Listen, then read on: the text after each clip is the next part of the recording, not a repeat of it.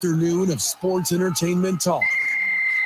Get ready for in-depth discussions on everything from the court to the field, mixed with the business and culture that orbit the sports world. Whether it's the latest blockbuster trade or the societal impact of sports. 2 Men On with your hosts, Van Nunley and Fred Slow, with producer Isaiah Johnson on 95.9 FM and AM 610. The Sports Animal. It's Tuesday, Albuquerque. You know what that means? That means the boys are having tacos over at Rio Bravo Brewery. Let's go. Taco Tuesday, baby. It is that type of day for the boys. We're excited to be here. The gay boys are with us. Jared, welcome. How are you? Doing well. Bill's lost, but, you know, I'm recovered now. Tough life. a couple days. You call that a loss?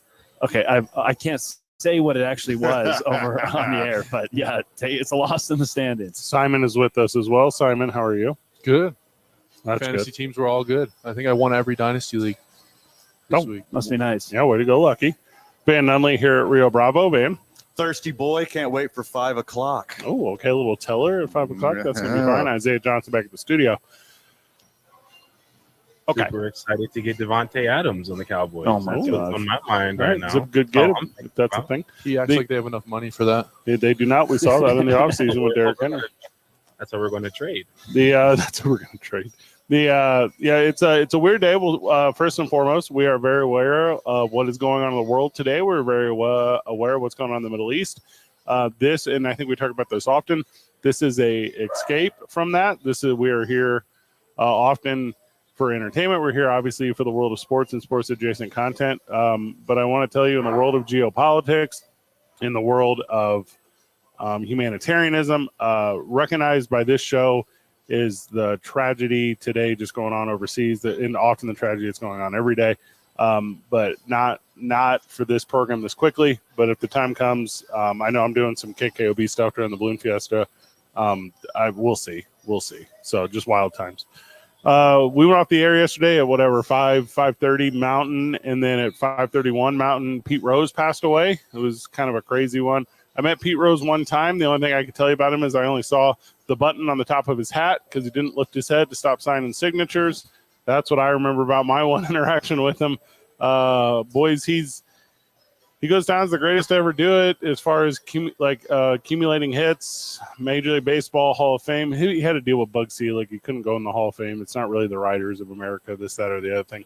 But you've heard a lot of conversation over the last 24 hours about tainted past and his weird history, but the dude could play baseball. Dude could go, but he has passed away, 81 years old. Give me your takeaway, boys. Talk about Pete Rose. So, I mean, Charlie Hustle. Good name. It's a bummer. And he's actually 83. Oh, my mistake. And I know this because I saw a clip today. One of my buddies posted it. They asked Pete Rose if he faced the pitchers in today's game, asked him this a year ago, what would he have hit when he played? He goes, I probably would hit like $190, $195. Mm-hmm. And they're like, you think the pitchers are that good? He goes, no, you idiot. I'm 82. And I love that. I mean, it's a top 5 record in baseball, maybe all of sports, that's not going to get touched. No one is getting 4,200 hits.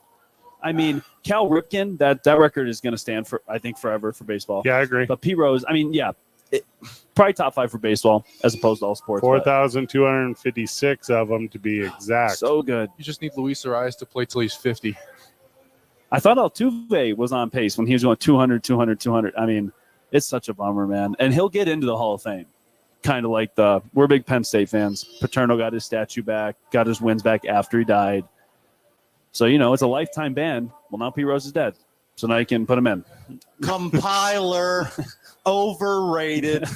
He wouldn't even be able to hang in today's baseball game. Just hitting little dinker singles and running out bunts, Shohei would blow knocking his doors people down. over. He wouldn't be able to hit a single one of these guys in baseball right now with his career 400 slugging. He would have never made it out of Double-A. Oh, that part might be true. That part might absolutely be true. Dude, Arias is all single. Simon just said it. And he batting title on 3 different teams. First guy ever.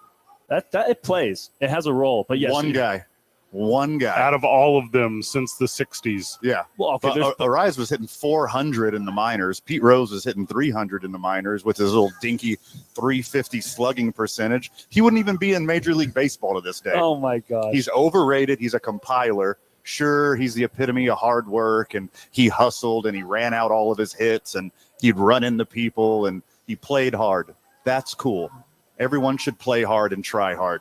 He was an overrated player on the field and a garbage person in real life. I watched yesterday a bunch of, if it was ESPN or MLB Network or Fox Sports, which I guess doesn't exist anymore, all these different ones. Why are there only 10 highlights of Pete Rose over the 20 years that he played baseball? Because he only did the same 5 things. He would run people over and he would slide into second base. What else has he done? Well, Van, you call him a garbage person. Is he on the list? What did he do? Oh, he is 100% on the list. Oh, my goodness. Oh, Fred, my goodness. those times. He's not a fan of your clan. No, he say. did not care for. Was he in the clan? You know what he did care for? Teenage girls. That was his thing. He loved that. Not a good person. Not one to be celebrated. I can always count on you to highlight Everyone, you get to create your own reality, your own destiny, your own picture of life. I'm not celebrating this guy. He's Yeah, not, Jared Simon, you don't have to Google, guys. If you want to know if they've done anything, just ask Fred and Van. And they have like a big computer, and they can just run their whole record. I'm aware of all the allegations. You know, Yeah. Allegedly, Jared says. I'm a Yeah. stats guy, so like he balled. Compiler. I mean, we're also I'm a big stat Alvin guy. Kamara fans, and apparently Van swears him off. So yeah, same. Von Miller apparently probably just made that list for Van too. He made it a year ago. Yeah, he did. So you know, if Pete Rose, whether he's in probably in hell somewhere, but he's in baseball heaven. So He took a tombstone pile driver from Kane one time, and that was pretty sweet. Like I was really into that. As far as like leather jackets are concerned, legend. He'd wear like leather jackets in the middle of summer, like everywhere he went. That's pretty cool. If Vince McMahon is like, you know what, you're the type of character I want on my show, Yeah. you know they're a bad person. Yeah. If you're in Vince McMahon's inner circle, that's all you need to know. What was that? He went with a Playboy bunny for a long time. Oh gosh. Pete Rose? Yeah, I don't know her name. He married her. It doesn't matter. his slugging's only so low because he led the league in doubles over and over and over. He just didn't hit jacks. I mean, yeah, probably a lot of dinky singles, but he led the league in doubles 5 times. We watched a guy who's exactly like him. Ichiro was exactly like him. Yeah, no different. Nothing different. Nothing. Ichiro had more career hits, by the way, if you count If Japan. you count Japan, Yeah, he's the 40, hit king. 43, Yeah. 75, 43, That I 79. don't count, but I love Ichiro, Yeah. so I'm all good with that. That was Deadpool or can place it or whatever. Like he just looked where you were at in the outfield and said, "I'm gonna hit it where you're not." Right. Like that's let me spread it. Let me do that thing. Yeah, him going is a thing. I do a bit. I've done it on the show before. Most career hits, most career home runs, all these other things. Baseball Writers Association of America is worse than me. Like they're worse than me when they come to, because they gatekeep the game. They gatekeep the history of the game. They don't want to let anyone in that they didn't like this, that, the other thing. That's why some dudes who probably deserve to be in the Hall of Fame aren't in the Hall of Fame. Their personalities towards reporters or whatever, which is a weird sentence. But he's not that. His ineligibility through, I think it was Bud Selig. I might be getting that wrong, but I do think it was Bud Selig, where they were like, hey, all these things are out here, and it's enough for us to lifetime ban you. And if you agree to this, we won't talk about all the other stuff that we know about. For sure. Yeah. We know about it all. You think Pete Rose and his personality is just going to take that standing? Like, no, I'm going to fight this to the death. Like, he's Charlie Hustle, the hardest working guy in the history of baseball. If you said like we're thinking about suspending you for these gambling allegations, and he was going to fight it in the 100 percentile. So, Fred, I think you're exactly right that they're like, look, we'll keep our mouth shut on all this other stuff we know about you garbage human. Just take one for the team and don't go into the Hall of Fame. Ugh. He gone. You think he's going to get him post-mortemously? Post-mortemally? Probably. Yeah. He's not Bart getting in before Barry Bonds. I think you're right. I think Barry Bonds will get it in. I think they have to Sure. let Bonds in before they let Pete Rose in. Well, I don't think Bombs will ever get in. So that means Rose isn't getting in. Listen to these records. Most career bats over 14,000. I'm Compiler. giving you exact numbers. 14,053. Most career plate appearances 15,890. Most career hits 4,256. Most career singles 3,215. Most career times on bases 5,929. Most career outs 10,328. Most career games played 3,562. Most career winning games played 1,972. Only player to play at least 500 games at 5 different positions. How many singles did he have? You want me to go through the 25 other most No, he has? just give me the singles again. Going back to singles, 3,250. So he has more singles than almost every guy in the history of baseball has hits. Most career runs by a switch hitter. Oh, that's such an ESPN stat. when the lights are on, it's over 70 degrees. On days that the groundskeeper didn't mow because it rained late last night. Those are real. Yeah, he. I don't know if he gets in. I mean, I don't know what benefit it brings to baseball, and baseball is very aware of its image. I don't think. I mean, what are the names you'd have to put on a push for this? Like, what are the super famed? It'd have to come from Cincinnati, maybe Philadelphia, but it'd have to come from Cincinnati. And Johnny Bench is not going to say, like, I don't know who the guys are going to be like, you know what we should do? No, because No. they know him. They know his character. They know how he acted. Like, they're not going to stand up for this guy. No one's going to stick their neck out, put their name on the line for him. There's no way. The one time I met him, it was at he used to do these autograph signings, like not just the ones he does in Vegas, which he's like, or was super famed for, but he would go to these independent league baseballs, stadiums, which is what I was part of. And I'm telling you, the line was thousands of people long. Like that, and it didn't matter what you brought him. Like he never looked, whatever was slid in front of, he had like a handler to the right of him, a handler to the left of him. They would just slide the thing over. He would sign it, and he would slide it to the left to the next handler. Like it was the Ford mechanism of signing autographs. It was weird. It was super weird. That's why his signature's not worth that much. No, it's not worth anything. I don't think. Right. He's No. like one of the easiest ones to get. Sure. He probably gets card for like $5.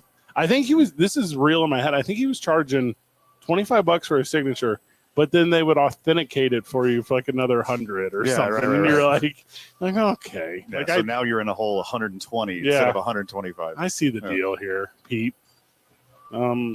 Same thing with me. I was walking around Vegas, just walking through like where what is it, Bellagio and what's its neighbor, where Mirage? they're connected. They're connected underground. Yeah. Where all those shops are. And I was just walking around, and out of the corner of my eyes, like, is that bleeping Pete Rose? And he's just like sitting in the doorway of like a sports memorabilia store, like asking people walking by if they want to buy an autograph. like standing right next to a cardboard pop-up sign. Like he's standing next to his own cardboard pop-up sign, like trying to wave people in to buy autographs. One time Flavor Flav ran into me in the hallway of the Bellagio, and then he offered to buy me dinner as apology. I go, that's how different good people are from Pete Rose. Like, ugh. Charlie Hustle actually doesn't stand for on the baseball field, just stand for in the rest of life. Yeah, for sure. That's where Charlie Hustle is at. Get out here and work that pin. Love that. Who's the worst baseball player today, like personality wise? They're also curtailed now. How's that for an I-9? I-9 of bad people. Garbage that are out. people. Of garbage athletes all Yeah. time. I'm in. Write it down. All right. Today's I-9 varsity will be the I-9 varsity of garbage professional athletes all time. Obviously, mine will be WWE centric. When we get back from the break, Major League Baseball postseason has started. We're going to talk about what is going on in the world of playoffs. It's 2 Men On. Live from Rio Bravo Brewery on a Taco Tuesday. 95.9 FM and AM 610, the sports animal.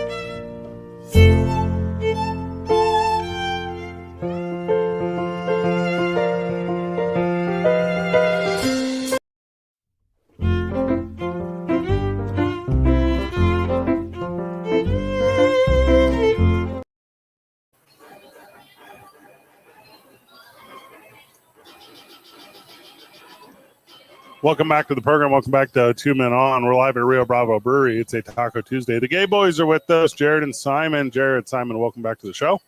Love being here. Oh, I like that. That's a nice positive reinforcement. I need some affirmation sometimes. I should probably put a little more enthusiasm in that, shouldn't I? It seemed like whenever you get like a hard hit ball at a guy and you're coming off the field and your teammate's like, yeah, good try. Okay, man. Cool. Thanks. Super nice. Major League Baseball has started the postseason. That is, teams are put together in a bunch of different ways. We'll talk about that a little bit too. But here's how it lays out. It's the AL and the NL. We'll start in the AL. Detroit leads the series versus Houston right there. They played this afternoon. Houston fell. That was at home. Houston fell. Just keep that in mind. So they're done for after one more loss. Is that what it is? That is accurate. Yeah, first round is 2 out of 3. The higher seed plays all 3 games at home. And my beloved Houston Astros, this is the worst matchup in all of baseball for the Astros because they got the best pitcher in baseball, Tariq Skubal. What did he go on the today? Tigers. 6? Yeah, 6, unhittable. He's unreal. That dude's got a world of talent. No earned, 4 hits, absolutely put down a really strong Houston Astros lineup. I just begged the baseball gods to let the Astros play the Kansas City Royals in the first round because Skubal, that's like basically an automatic win. He's either going to win the game single-handedly or put his team in a chance to win. Give him a couple runs, it's over. Yeah. 3 runs is like 3 runs is a billion runs to him. Their team is put together so interestingly, too, because it's just dudes they came up with. I think they have 1 free agent on the whole squad. Yeah. Like, signing. Like, that's real. Yeah. So good. No, the thought was they took Max Clark 3rd overall.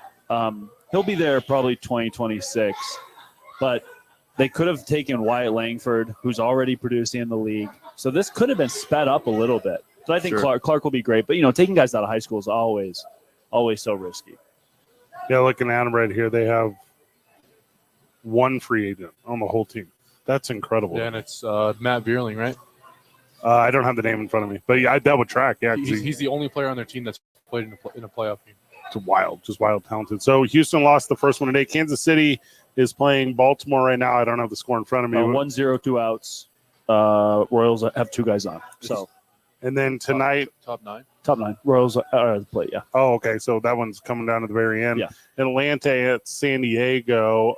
You're always kind of rooting for the Padres in the postseason, Sure. but historically speaking, they've literally never done it. No reason to think they're due. They have to beat the Braves. They'll win tonight. The Braves have no one on their team. Everyone's hurt. Yeah, it's amazing that they held it together and snuck into the playoffs. Yeah, the fact that they're even there. And then the rest of the night wraps up with the Mets at the Brewers. I personally don't have a dog in the fight in this postseason. So I'm going to say this, and I think I've said it every year it's ever been a possibility. Give me the Mets and the Yankees in the World Series. That would be sweet. That's the thing.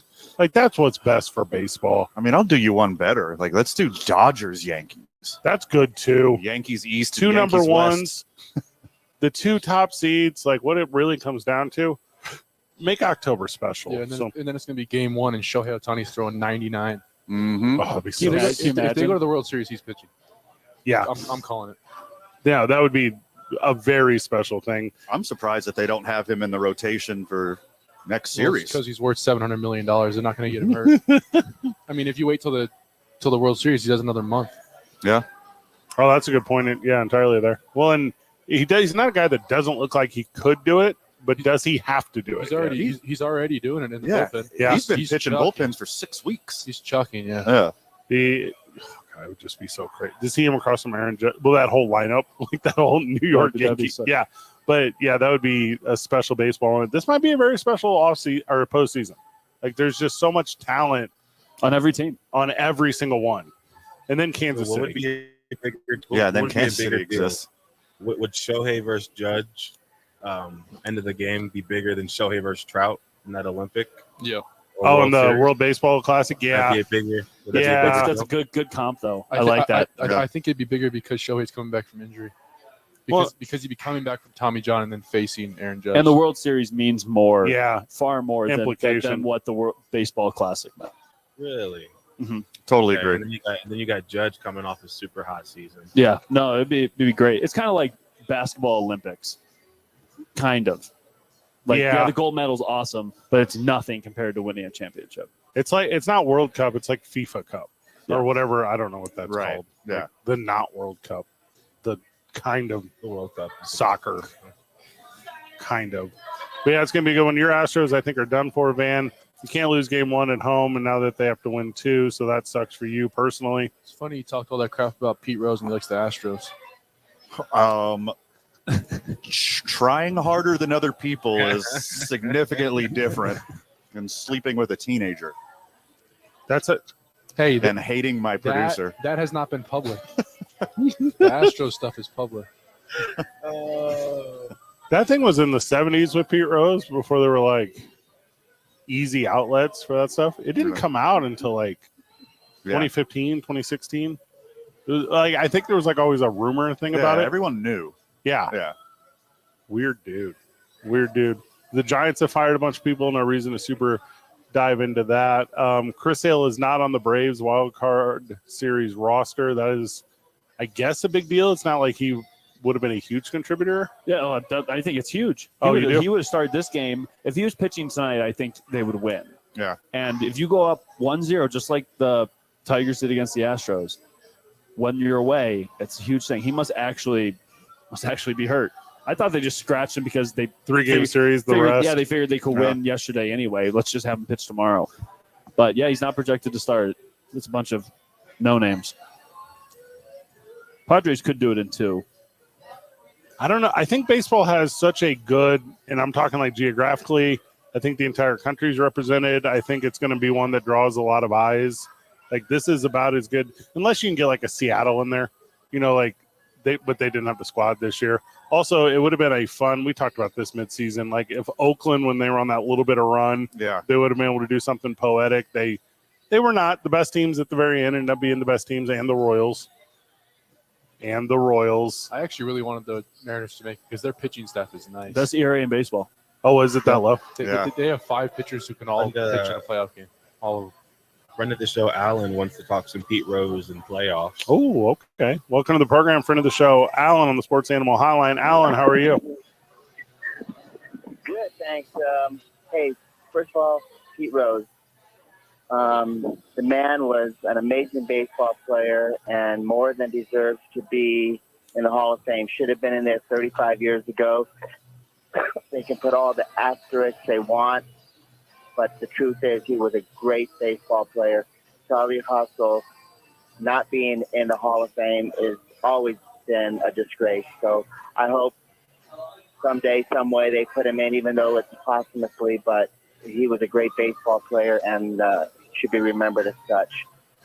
For the playoffs, I'm looking forward to the Yankees and the Dodgers taking care of business because I would love to see Shohei versus Judge. Same. Bottom of 9, Game 7. That would be awesome.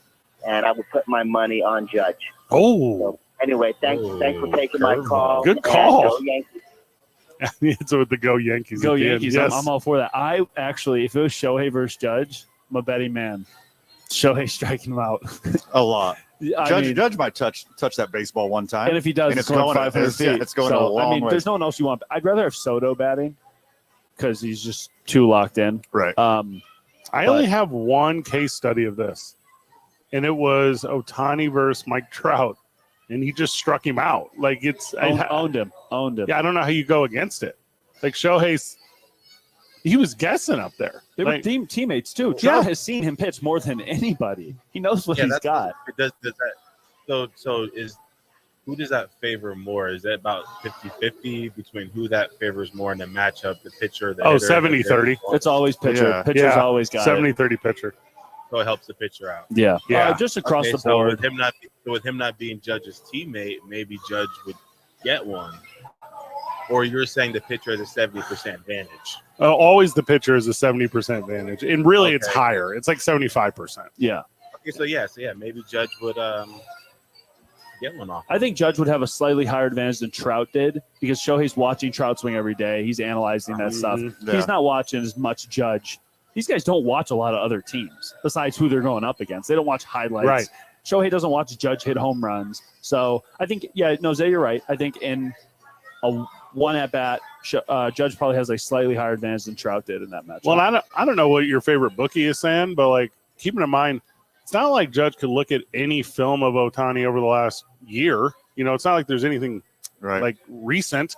He would go. It might be, hey, just look at me. I'm a Swiss Army knife of possibility up here because I was talking about Japanese pitchers too, where it's like they throw 7 pitches. Yeah. You're like, do they? I don't know how accurate this is, but Aaron Judge says he's 2 for 2 with a home run against Ohtani in his career. We're gonna see that stat in the World Series. Oh yeah. I don't know how. That's the only thing I've been trying to find it for the last few minutes. That's the only thing I found. I'd buy it. Yeah, why not? Yeah, if you can get L.A. and New York, what's a real number for the cheapest ticket to that? $1,000? Is that the real number? Dude, at Yankee Stadium, astronomical. Standing room only, 80,000 people in Los Angeles, and the cheapest ticket is a point. Like, it's probably more than that. Baseball's not for the fam anymore. No. We need to set up a World Series viewing party this year. If it's one where the world will come out, like I'll dust off my Yankees hat. Like we'll put Nick Swisher on a FaceTime with a crowd. Like I think it'll be funny. But Yankees Dodgers will transcend baseball fan. Because a lot of sports fans who are casual baseball fans, they'll tune in for the playoffs or they'll watch a couple games throughout the season if it's a good pitching matchup to legendary teams. But if it's Yankees Dodgers, I guess that brings in all the casuals. The amount of flights from Tokyo to LA would be too many. Like the entire stadium. I'd love it. But and if not that, give me a Subway Series. Give me the Mets. I've always that's so sweet. Like, that's the coolest thing. Astros Royals. Regular, right? Like, just like those awful fans that are like, give me Brewers Tigers. Yeah, I'm like, exactly. you're awful. Yeah. I get it. I want Scooball there too. But no, Yankees Dodgers. So sweet. On a personal note, I think I'm very excited about, I wouldn't call him a friend, but a guy I spent a lot of time with, John Mozeliak, who was the president of baseball operations for the St. Louis Cardinals. He was relieved of his duties. So Shane Bloom is taking over. He's got a 5-year deal starting in 2025. It used to be called the Cardinals way. Now it's the Cardinals are in their own way. They have not done a thing since really the Houston Astros scandal, losing what's that cat's name? On the tip of my tongue. The GM cat that went over there and got in the front office, and then the Cardinals were peeking on him because he used the same passwords. Oh, Lunau. Yeah. Doug Lunau went over there and got in trouble for all that stuff. But so the Cardinals are going to try to fix it. Thank you, Bill DeWitt. Thank you. That's the end of that. We don't have to talk about it anymore. Do you think they're going to scrap it? Because they're going to let go of Goldschmidt. They might as well try to get something out of Arenado and infuse some youth into that team. Save us, Chaim. Just save us, Chaim Blue. Like, I don't care how you do it. Isn't it Chaim? I don't care. I think his name is Chaim. I'm in on him. He's the guy who did all that stuff in Boston. Hey, today's not the day to mispronounce those names. All right, touche. All right, yeah. When we get back from the break, I'm sitting undefeated in fantasy, and I'm not joking when I say in my 2-quarterback league, I won with Gardner Minshew and Will Levis over the weekend. It's 2 Men On, 95.9 FM and AM 610, the Sports Animal.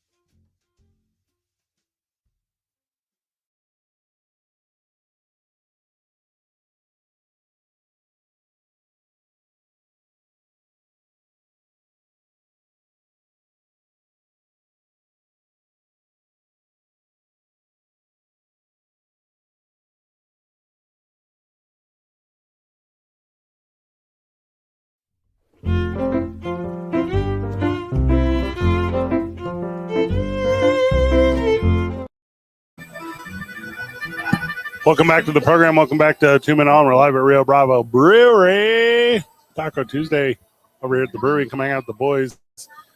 The intersection of 2nd and right across the street from Creamland. Yeah, come get you some milk.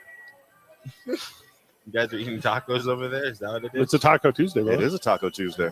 Lots of milk and a lot of tacos. Dip your tacos in milk. Simon got the pretzel bites, and between every bite, he puts the microphone up over his head. Yeah. That was just because we're back live. I still have one in my mouth.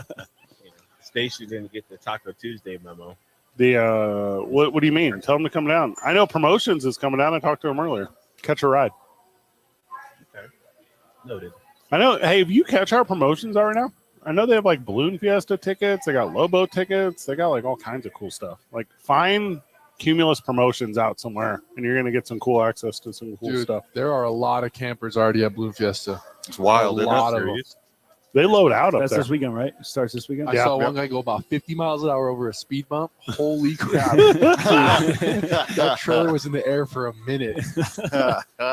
That's so funny. We're over there on Friday the 11th.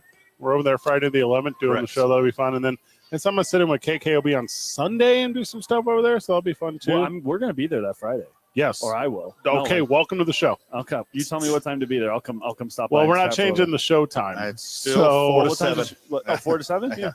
Yeah. What time do people come in? Like 5? For the glow? Whatever time it starts in the morning. Oh, no. We're in the afternoon. afternoon. Yeah, we're doing the glow. I'll come by. We're doing a afternoon glow. The morning one is kind of fun because I'm going to do that last day, and we have like an RV over there. So like not unlike me to go Saturday night and like just camp out in the RV Mhm. to get out for because I think we start at 5 a.m. over there on KKOB. Yeah. We've been fortunate to be over there like when the weather's weird and everyone tunes in because they want like the updates on the Yeah. balloons. So we're like, and we'll tell you if they're going up after this. And then you keep them every time. It's low key kind of fun radio. All right, we're talking the world of fantasy. We're talking the world of football. I sit undefeated against Van, so I will be braggadocious in that manner. Also winning without a quarterback because it is the worst year ever for quarterbacks in fantasy football. So I look at genius from here. Boys, talk to me about this past weekend. Who were your surprises? Who were your letdowns? I was really excited for the fact that Jordan Love for the Packers. I mean, when he had that knee injury, was it one of the first games of the year? You Right. thought, there goes $60 million down the drain. Super excited to see him come back. And he was throwing the ball to the Vikings just as much as Sam Darnold was. Love He had that. 3 interceptions. Yeah, good But for take. fantasy, it's like Jameis Winston-esque. Yeah. We're going to see 300 yards and 3 touchdowns. He's going to turn the ball over. But it opens the opportunity for guys. You know, Christian Watson went down with the injury, but guys like Jaden Reed and a big waiver wire guy that we like this week is Dontavian Wicks. Yeah, fire me up for Wicks. The man. 13 targets, 2 touchdowns, I want to say, and he dropped a touchdown as well. Playing for Green Bay. Playing for Green Bay. So Jordan Love, I'm super excited that he got back. Minnesota's got a solid defense. Of course, he's coming from behind, so don't expect that type of game script. But And with how bad tight ends are, keep an eye on Tucker Kraft. Seems that he took Luke Musgrave's spot as a starting tight end, and he was his snap counts are really high, he right? was 6 for 53 with a touchdown. Yeah, I was wrong about Luke Musgraves. He seemed like the one with the most talent. He seems like the guy that can get out there and make plays and catch balls for the Packers, but they don't think so. I think Musgrave was drafted higher. second round, Correct. Kraft And third round. Kraft third round. But Kraft was like the athletic freak in that draft, had the profile for it, just didn't have quite the same production as Musgrave. And of course, if you're looking at 2 guys, it's kind of like the Hayden Hurst, Mark Andrews draft when that happened. Right. You kind of had to pick one. I think Hurst went above him, and then Mark Andrews ended up being better. So, you know, it's not that uncommon. And then Jordan Love returning to the Green Bay Packers. Bad for the Green Bay Packers, though, right? Like, I mean, it's cool that he can put up some fun fantasy numbers, but the Packers are worse with him than Malik Willis. Yeah, me being a Packers fan, if you'd have told me that Jordan Love would be 0-2 and Malik Willis would be 2-0 going into week 5, I would have laughed like a maniac in your face. Yeah, and let there be known, okay, there's levels to this popularity thing because the Packers are one of the more popular teams in the league. But friends of the show, notice there was no baby crying sound for the Packers. There's no baby crying sound for any of these other teams. except the Dallas Cowboys. Well, I don't think anyone expected Green Bay to win against Minnesota. That's just like a better team, It right? was also because the Packers played two horrendous teams with Malik Willis. Yeah, that's it. I mean, you get to play Anthony Richardson, who can throw the ball a mile or to the other team, and then you play the Titans, who have the meme of Will Levis. Mm-hmm. I mean, Good take. and then you play Jordan Love against the Eagles and the Vikings. It's a rough go. And then another interesting thing is with Devontae Adams out, you got to, or almost out of that. Preferring to be traded. Yeah, Yeah. almost out of Las Vegas. I mean, prefer. Trey Tucker, he's super fast. I mean, I would add him in every league that he's available. Now, here's someone I want to talk about, too. He's with Adams out, his snap count's like 85%. Before that, he's like 50, 60. He's getting the ball, and Minshew likes him. And he's, like I said, getting the ball and having a chance to get someone like that with an opportunity where I don't think Adams, if you guys had to bet, is he playing for the Raiders again? No. It seems like he's checked all the way out. And he's That's what it hurt. seems He's like hurt, to me. too. Yeah. I don't actually think he's hurt. Yeah, I don't think he's hurt either. I think Yeah. Antonio Pierce told him he's hurt. I think he doesn't want to get on the Patrick Surtain lockdown list. Like, I mean, they have to play that guy twice a year. Like, it's not going to help him in the long run. I'm not joking either. Like, if you go up against Patrick Surtain, number 2, like, he removes you from football. So is that list getting long too? Who's on it? DK's on it, Yeah. right? Who else is on it? Pickens is on it. Garrett Wilson. Everyone. Garrett Wilson's definitely on Yeah. it. Mike Evans is on it. Yes, Like- he is. All those dudes don't suck. Were those the 4 teams they played? Yeah. Dude. I mean, even I think Tyreek Hill was on it at one point too. He shuts down everybody. Yeah, and he's I good. always like to think that the receivers have the advantage. I think DB in the NFL might be the hardest position in all of sports. You have no idea where the guy's going. Sure. If you can stay with him and shut someone Yeah. down, these elite athletes, dude, they're good for a couple of years because they fall off. But if you have an elite corner, you take away half the Well, field. that's why there's only 4 of them. You got L'Jarius Sneed, Sauce Gardner, Pat Surtain, and Christian Gonzalez, and that's about it. Well, and that even seems like a heavy amount of them because I feel like I remember for years. What was the name of the cat with the Jets forever? Drew Rivers. Yeah. He was the only one. Yeah, he was the one. Yeah, that was the one guy. And there was a bunch of Jason Sehorns running around. And now there's like There were not a bunch of Jason Sehorns. There's only been one. Wait, now 2. Cooper DeJean. And then after Revis, it was Richard Sherman for a little while. I Yeah. mean, he was unreal too. Yeah, he Just had a 'cause reputation. He's Yeah. like 6'3". That helps out. Norman had like 1 year. Stephon Gilmore had a year Gilmore, or 2. sure. But you're right. Yeah, you bring up a good point. I didn't really think about that. There's 4 or 5. I mean, Marshawn Lattimore's still close. He's owned Mike Evans for same, years. Same thing with Marlon Humphrey. He's good Yeah, too. so we're talking to have 6 corners. 20% of the league just took away your best player, your best Ye- receiver. I called this a few weeks ago, but Jordan Whittington played 97% of snaps on the Rams, 12 points. Another receiver. Going to the moon. Love seeing Zion fired up for a little Jordan Whittington. Cooper Kupp out minimum another 2 weeks. Yep. I need to see their schedule. He's soft. Puka's out Puka's at out least for a month. Before we jump off of Devontae Adams, did you guys see the Antonio Pierce and Pierce's account on Yeah, Instagram? he liked that tweet. Liked a Yeah. tweet with trade rumors of Devontae. There could not be a bigger fumble for a coach to fat thumb like an article about somebody getting traded. He's sitting there just tapping the screen like 100 It's times because I want them to know. I think that to me, that's the end. If that was like legitimate, that was his account, and not some Burner. little intern that like messed up or whatever. Like, wild. Devontae Adams will be a Dallas Cowboy. Remember, I told you the last time we had a season that was this terrible in the offseason, at least leading into it, we went and got Amari Cooper. Jerry Jones is not going to allow Dallas to sit around and be a 7-win, 6-win team. And I think we're going to go for Devontae. You also had no one on the team. You have CeeDee Lamb. You don't need to trade for a wide receiver. And Zay, we already had a We do. Cardinals corner today. Are we getting a Cowboy corner as well? It's like it's a We'll special see. thing. We'll Special see. thing. Jordan Whittington's schedule with the bye week, he has 1 week before Cup's back. So maybe not the greatest ad, but he's going to be good. When we get back from the break, a lot of teams are considering Devontae Adams. We're going to tell you to consider on the waiver wire. It's 2 Men On 95.9 FM and AM 610. Ooh, Sports Animal.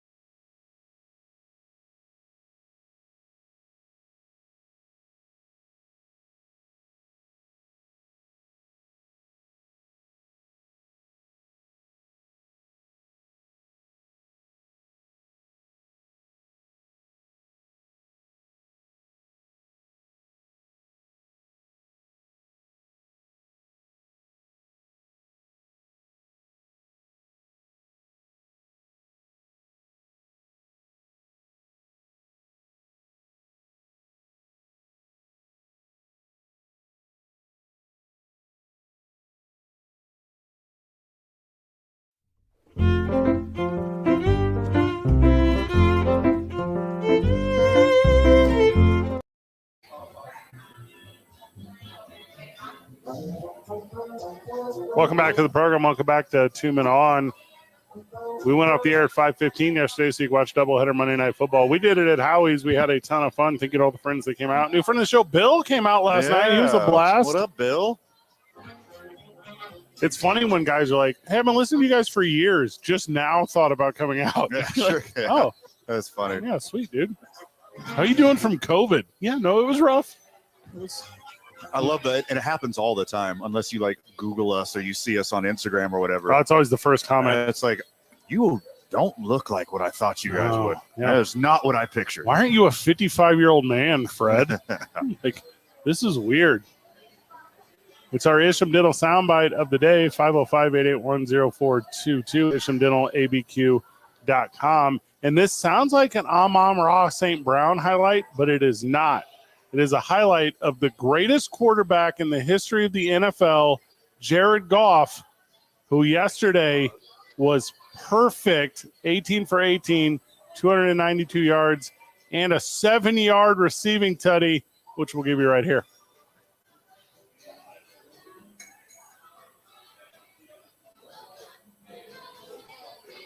It might be going out, but we don't have it. The computer's playing tricks on us. Oh, we got some tricky computer. Okay, so we'll come back to it. But no, you take your time. I'll do how I do in the world of radio, and it's this way. So the Lions take the snap. It's a fake inside handoff. It's a reverse to Amon-Ra St. Brown. He throws it back across the grain to Jared Goff, who then took 25 steps to throw it into the crowd. Dude, it was the coolest play I ever saw. It was so sweet. Jared Goff's so awesome. And we'll give you that. You sound like Chris Collinsworth. Yeah. Every play is the greatest play in the history of the NFL. Oh, what was it? The Lamar Jackson? He ran up, took one step back, and then went through a different hole. And he goes, I don't think I've ever seen a player do that in the NFL. Well, the thing that happens every game. I'm like, dude, Yeah. you're talking like he just read it wrong, took a step back. And Or the one with Mahomes when he threw it at the ground in front of Kelsey and saying that he did it on purpose and it was like a great play. He literally spiked it in front of Kelsey. He's talking about how great of a play it was. Week 1, Matt Stafford's like just running backwards, flick across the field. He goes, that might be the throw of the year. Okay, Chris, this is week 1, brother. There's going to be a lot more plays. You got Mahomes 4 times coming up. Whoever puts the reach out there of a 18 for 18 day, like if you were to be like, yeah, perfect completion rate, they'd give you a weird minimum, 15 passes or something. You know, no one's going to just, a guy coming and throw one. But almost 300 yards with a perfect passer completion rate. Well, you hear what happened after the game? Well, so I none of this I think is real. I know what you're about to say. Dan Campbell gave 2 game balls to 2 other players because he didn't realize that he was perfect. He also didn't realize that was the NFL record for perfect passing in one game. It was Kurt Warner 10 for 10 before in 05. Yeah. The thing that's neat about Goff is primetime games, he's the best. It has to be inside. Oh, is that a fact? Be inside. He's the dominator. Good name. Write that down. Yeah, like super. You guys ready? Yeah, I knew that gal in high school. Go ahead. Gotta make a stop. Amon-Ra St. Brown's going to throw it back to Goff. Who had that on the bingo card? Touchdown Lions. No one had it on the bingo card. 0 people had it on the bingo card. Come on, Joe Buck. If it's going to be anyone, it's going to be Dan Campbell. Like, it was an awesome play, but it wasn't that surprising. They do something like that every game. It's Dan Campbell. He's like, no one parties like the Lions. Yeah. They have so much fun playing football. There's also no one who throws a Hail Mary on the 2-yard line right before the 2-minute warning. They declined that penalty at the end of the half or whatever. Yeah, and it was a safety. Yeah, we're like, what's going on here? You got safety with 2 minutes and 1 second left in the fourth quarter. Figure it out. Yeah, because of that, I lost the fantasy matchup by 0.1.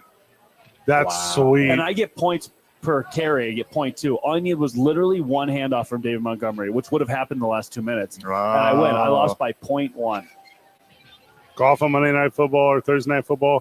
2017 Thursday Night Football, the Niners. 2018 Thursday Night Football, Vikings. This guy's the biggest. Good for him. Also, weird that Amon-Ra St. Brown has more touchdown passes this season than Bryce Young. We'll talk about that at another time. Mm-hmm. Waiver acquisitions, whenever we get back, it's 2 Men On, 95.9 FM and AM 610, the sports animal.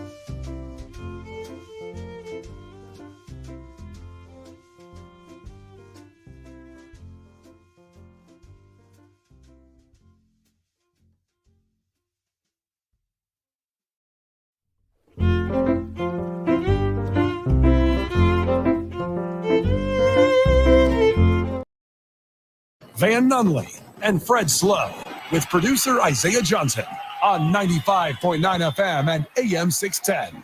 The Sports Animal. Mike's hot.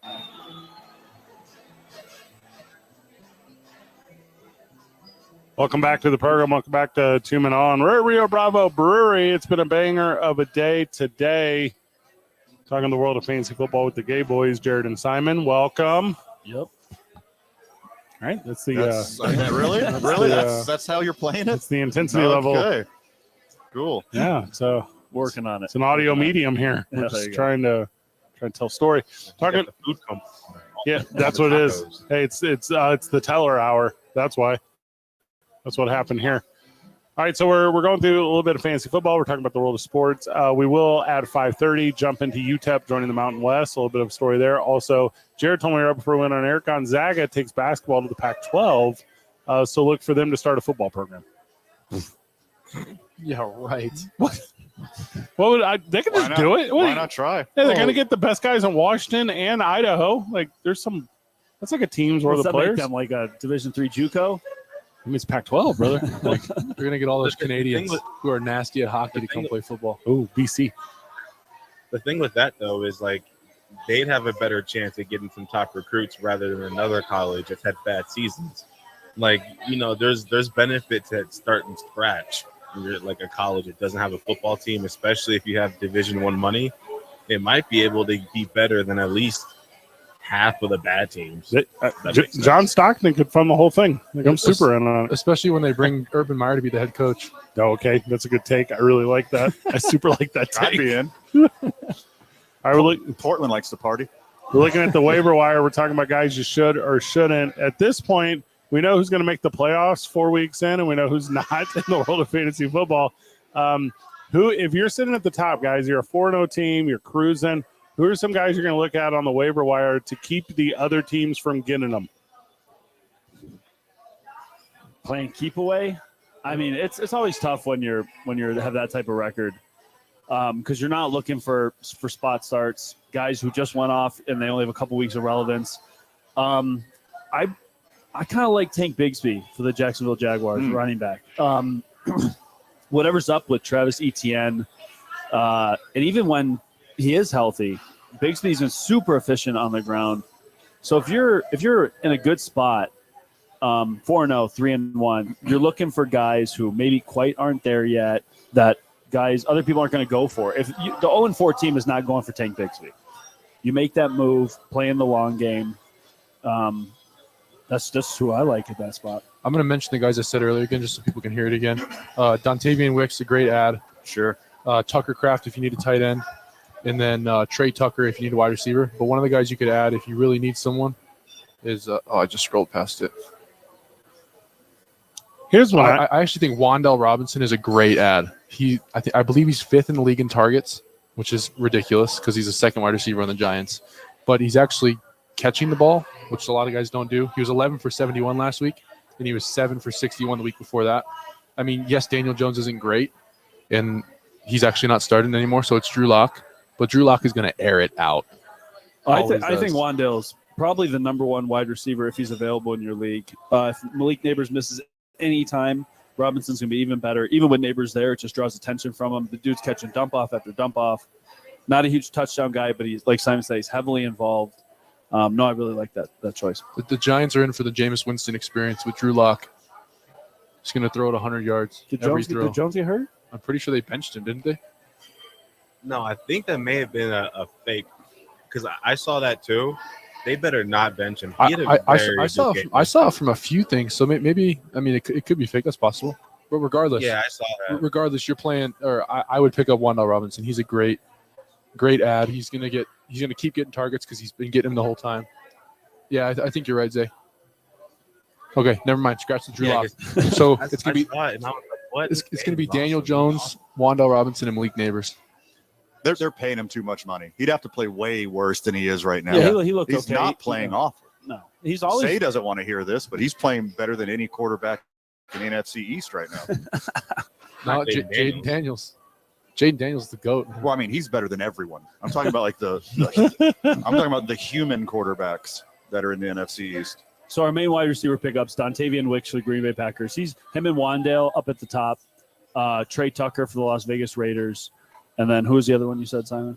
I mean, it's just those three. Okay, Wicks, those Tucker, and Robinson. Xavier Legette looked like a dude too. Yeah. Big playmaking ability. Dude, Dalton's, With Andy Dalton out there so good. feeding him. The feeding him. only thing with Legette is he might not be available because people have been holding on to him. I drafted and dropped him. He was like my last 1 or 2 picks in a lot of leagues. Mm-hmm. I have him in a few leagues as well. I mean, it's so hard to drop rookies early on. If you're in a league where they did drop him, I would for sure add him because Adam Thielen's going to be out for a while, and Xavier Legette's going to step up and be that guy. I mean, dude, he's humongous. He's 6'3", 227. He's like AJ Brown. Yep. Except you won't know what he's saying to you. Who you cutting? Who you cutting this week? There's probably a lot of those names. I think Carson Steele experience is over. Yep. The Cam Akers experience is over.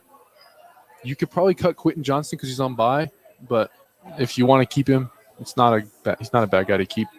Don't drop Mark Andrews. Oh, that was what I was just about to say. I don't know what to do with him. You can't start him. There's no way you can drop him. No, he one target the last 2 weeks. It's kind of just been a game script. They didn't have to throw it against the Bills. Derrick Henry did whatever he wanted yet again against the Bills. And the week before against the Cowboys, they threw it 15 times. It's not that uncommon for a guy to get one target when the quarterback only throws it.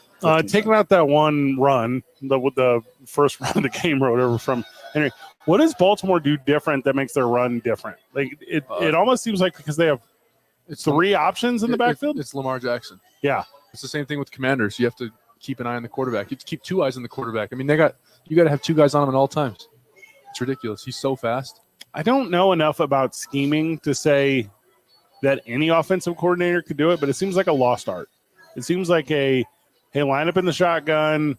We're going to do this thing to try to rub a cornerback off. We're going to pass it every down kind of teams are all over the NFL. Then you look at the Ravens, you go, this offense just looks different. It just runs different than the rest of them. I don't know if that's the opinion of experts out there, but I don't see what they do being emulated by anyone else. No, and the 49ers are another team where it's like it doesn't matter who it is, you're going to run well. The Ravens they ran well last year, but nothing like this. This is bizarre. I mean, Andrews and Likely are great blocking tight ends. Patrick Ricard's one of probably the best fullback in the league. It's like 6 foot. Only. You meant to say only. He's like 310. It's an absolute unit of a man. And their O-line's not that great. They're pretty banged up. They're the most penalized team in the NFL. Maybe they just get away with a lot of holdings on the runs they do break loose. Well, you got to think about it, too. You're not going to have – like from a defensive perspective, you got to have a guy in the box who can tackle Derrick Henry, but also keep up with Lamar Jackson. I mean, Derrick Henry's fast as it is, but he takes longer to get up to speed. You got to have a guy like I think the only example I can think of is Isaiah Simmons. He's basically Fred Warner, maybe. Warner too, but there's only one of him. Right. But like Isaiah Simmons is the safety who plays linebacker now, and he's fast and can probably bring Derrick Henry down if you give it his all, I guess. Zay? And not that, but also. All they have to do is a small little play action, and everyone's going to bite. And, Derrick Henry had that big run last week, but what that run alone does is now for the next 5 games, unless he doesn't do that again, defensive coordinators are going to be looking at that play, and they're going to say, well, we have to account for this because that was a run up the middle, and then you still have to pay attention to Lamar Jackson on the outside runs. We saw versus Dallas. He would catch the ball and then straight QB power to the outside, like right off the tackle. There's a lost art. No, that's a good take. There's a lost art in tackling outside the hash marks too now, where it's like I feel like corners are number one afraid. We saw it last night with David Montgomery catches like a 4-yard pass, and he runs through 3 guys. It somehow comes all the way across the field, and you go, well, David Montgomery. I'm not saying he's a little dude. I'm not trying to, but he's not Derrick Henry. Yeah. They're making business decisions. They're like, I'm not getting run over by that guy. Well, no. I mean, you said it right there, Jared. Like, people don't tackle like they used to.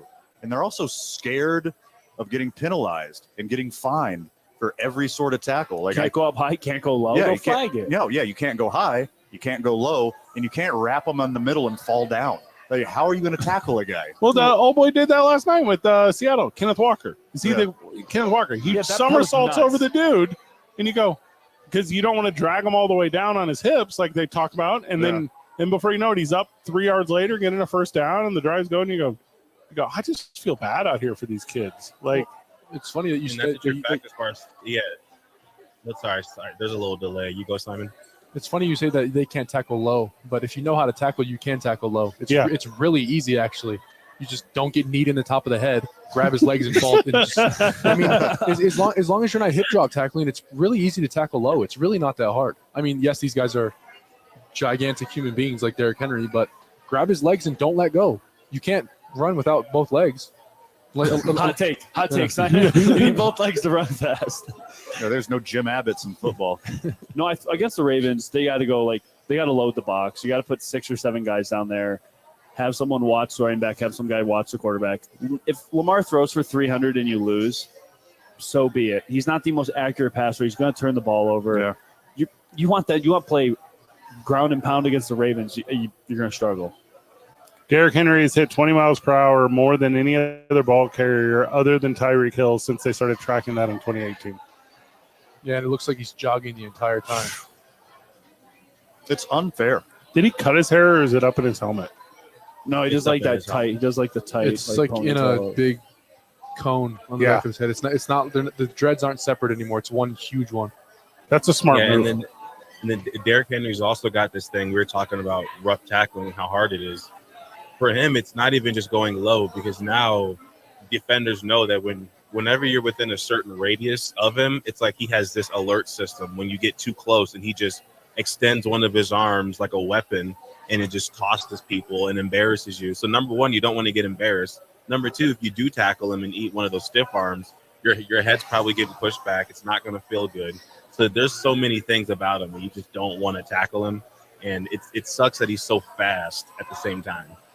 When we get back from the break, we talked about what to do if you're at the top of your fantasy. Let's talk about if you're at the bottom, boys.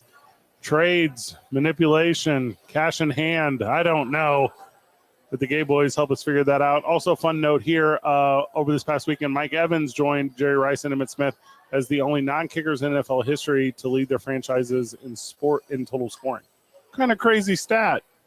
The dude's way better than you think. I love Mike Evans. Also, Jared will help Kyle Pitts owners back from the ledge. That's part I of got it. you. I'm here for you. I'm on the ledge with you. 2 men on 95.9 FM and AM 610 live from Rio Bravo Brewery, the sports animal.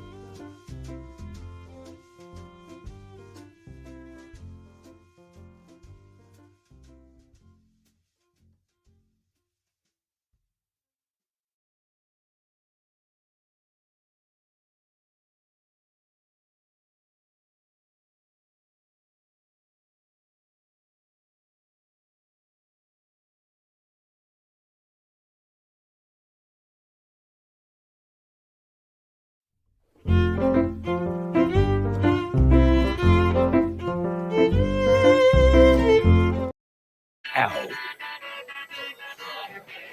Like that. Welcome back to the program. Welcome back to 2 Men On. We're live at Rio Bravo Brewery. It is 5 o'clock, the Teller Hour, where we are partaking. Gay boys are with us. Jared and Simon, welcome. Fired up to be here. Is that Thank better? you. That's finally, Hey, that's better. that's the energy I need. What do you got for us, Simon?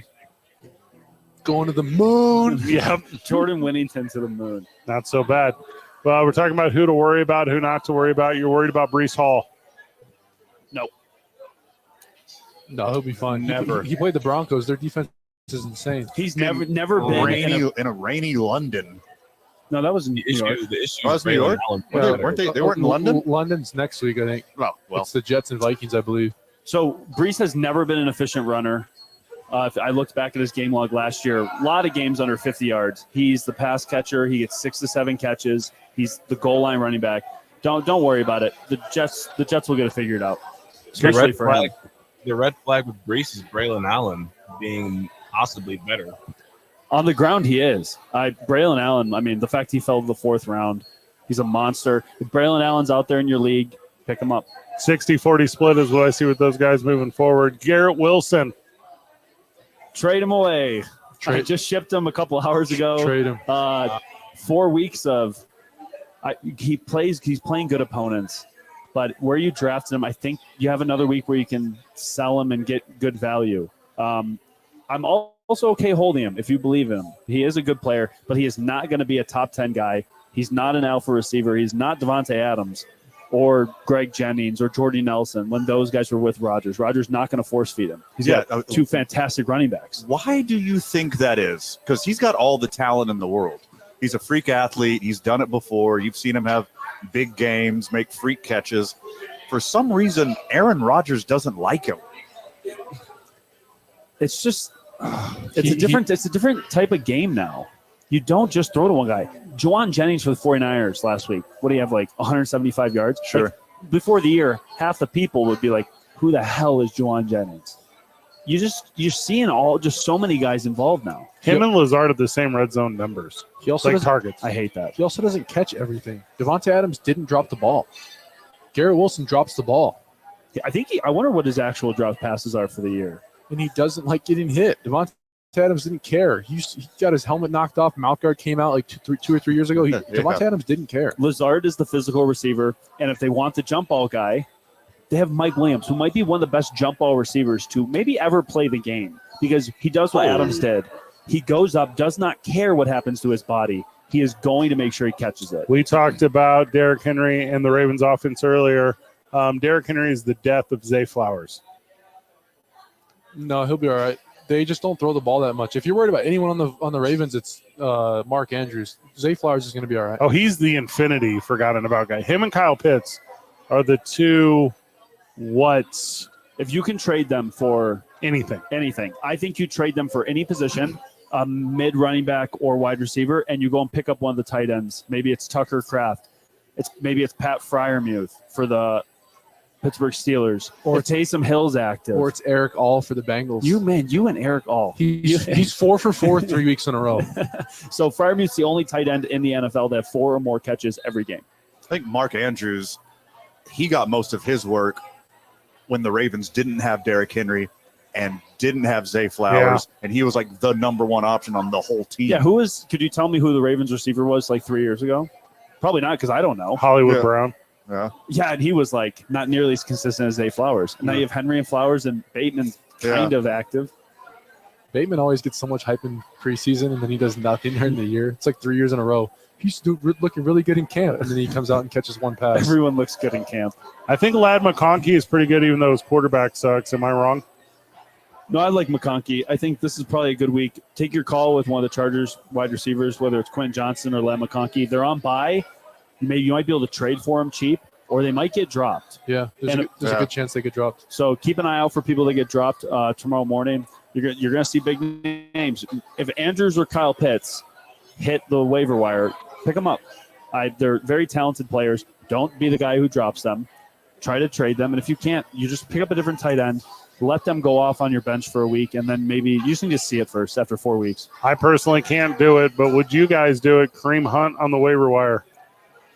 Let's take that to Van. Van, you picking up Kareem Hunt? I'm not. I mean, I have a moral clause on all of my fantasy Can't teams. do it. I can't pick him up. So actually, the main reason I wouldn't add Kareem Hunt is that Clyde Edwards-Helaire is expected to come off the NFI list like probably tomorrow or something like that before the game, and he's been there longer than everybody recently, so I think he's going to be the one getting some work as well. If you need a running back this week, I'm okay playing Hunt. I think Clyde will kind of get eased into it. Again, not a fan of who Kareem Hunt is as a human, but this is fantasy football. So yeah, if you need a guy, I'm okay with it. If you have free agency money like the Fab, I wouldn't spend a lot on Kareem Hunt because I think that backfield is going to be a mess going forward. Agree. Cam Akers? No, Joe Mixon's coming back. No. Mixon's back. Pierce has probably come back as well. No one in the Cowboys backfield? No. Dowdle. I like Dowdle. Yeah. You can get your hands on Dowdle. Go for it. Yeah. If you can get your hands on a cheap Deuce Vaughn jersey too, Zay would like that. Sweet. I've had one on my eBay cart for like 6 weeks now. Was it youth large? Because that's what he wears. Yeah, nice. It just fell, big surprise, below $35. And if it falls below 30, like I'm pulling the trigger on it. Like that is for Zay for Christmas. Because I want it to be less than the jersey number on the front of it. Like that's the whole plan. What's he wear? 22? Well, 42. 42, I think it is. 42. It's because he's 4'2". He wears his height. if jersey sales work anything like the stock market, you better go ahead Hey, and buy that. Not after war. Hey, after war started today, like stock market's going to go high. Like that's how this thing works. Well, Deuce is going to have some good games, so that price is going to go up. So If you have not dumped him yet, dump him. Ezekiel Elliott, he's out of the mix. Yep. Jalen Warren, dump him too. He's booty. Yeah, I'm okay with that. If you have an injured reserve spot, you can throw him on the out when he's out. But I think Warren's talented. But if you need to cut him, you got to cut people, right? To pick up all these guys we're talking about. Every week we talk about guys to pick up. Those fringe guys, if they haven't done Gus Edwards, I just let him go. I was holding out hope he'd be 50-50. Are you okay cutting Juwan Jennings now, or are you holding on to him? Because Debo's back. And Kittle's coming back too. Give me a name. Who are you picking up? Oh, shoot. I don't know. Give me Wicks. Are you taking Tutu Atwell or Juwan Jennings? Wicks over him. McConkey, I take over him. McConkey I would over him. too. So I'm okay cutting Jennings. But Are you taking Tutu Atwell over him? I'd keep Jennings there. Jennings is a guy that he's going to be slightly involved, even if all these guys are healthy. Are you taking Justice Hill or Juwan Jennings? And Downs too, though. I guess a lot of that's the situation. Hill has been super involved 2 games. The 2 games where they ran it. So I don't know. Probably not. I'd probably keep Jennings. You said Josh Downs? Yeah. If Flacco plays, I love Josh saying. Downs. Same. I love Michael Pittman if he plays too. I love Joe Flacco. Pittman hasn't even been playable with Anthony Richardson. If Flacco plays, you got to put both of them in the lineup, and then you got to hope that Jonathan Taylor's healthy. If he's not, pick up Trey Sermon. Keep an eye on it. Yeah, Trey Sermon's probably the big 1 week fill-in guy. A guy I had my eye on the last 2 weeks, and I benched Swift because of him, is Roshan Johnson. You like the scored. He scored. Swift went off. I know. Absolutely went off. He went off on my bench. But Roshan could have done a Kyle Pitts and got you 0. There's He that too. didn't do that. Yeah. There's a couple guys. The 2 dudes who stood out for me that I remembered we were kind of sold on this show was Swift and Kelsey. And it didn't shock me that both of those guys, I mean, Kelsey kind of shocked me, and then the way Mahomes makes it seem is like they're going to use him when they need him. So maybe moving forward, start Kelsey in the big games. Kelsey's going to the moon with Rashee Rice out. Sounds a big moon guy. So, no, Zay, you hit it. We were out on Kelsey because Rashee Rice is so involved. Rice is out. Kelsey's back. Number 1 tight end, number 2 tight end in the entire league. He'll get his. He hasn't even scored yet. He will score, and those are going to be big games. And DeAndre Swift, I need to see it again. I mean, who'd they just play? Who'd the Bears just play? Oh, I don't know. Why can't I remember who they played? I don't know. So I want to say Titans. No, the Rams. The Rams have an atrocious defense. Swift is Titans. still. They beat the Titans 24-17. That was last week. Yeah, Swift played the Rams. I'm still out on Swift. I still like Roshan. I like Roshan. I picked him up in a couple leagues as well. He's a better player. Swift is really fast. That's about it. Yeah. Swift is also soft. But this kind of usage, like the carries and the that's targets. They were up the whole game, that type of thing. Yeah. The Rams are barely hanging in there. I think some of that had to do with the Chicago Bears offense actually told their offensive coordinator that he needs to be more aggressive. So You're probably playing Swift after that, but we all know what Swift does. He's definitely going to be like my last flex. He's not going to be in an RB position for sure. He's for sure getting 6 next week after you put him back I in your know lineup. it. Roshan scoring 2 touchdowns. Uh-huh. We saw it 5 years ago from Jacksonville, and we're seeing it again. They are tanking for Trevor. The Jaguars are now 0-4. They're the only winless team in the NFL. They will win one, though, right, boys? Like the Jaguars. I think it might take Doug Peterson out the building for them to win a game. They were close. They almost beat Houston. They should have, because Houston did not play as well as They they had should have. chances again. Keep shooting themselves in the foot. I think what they need to do is throw Gabe Davis 6 Hail Marys a game and hope they win a game. They're 1-9 in their last 10, and their only win was against C.J. Beathard. No clue. And that's when he was with the Panthers.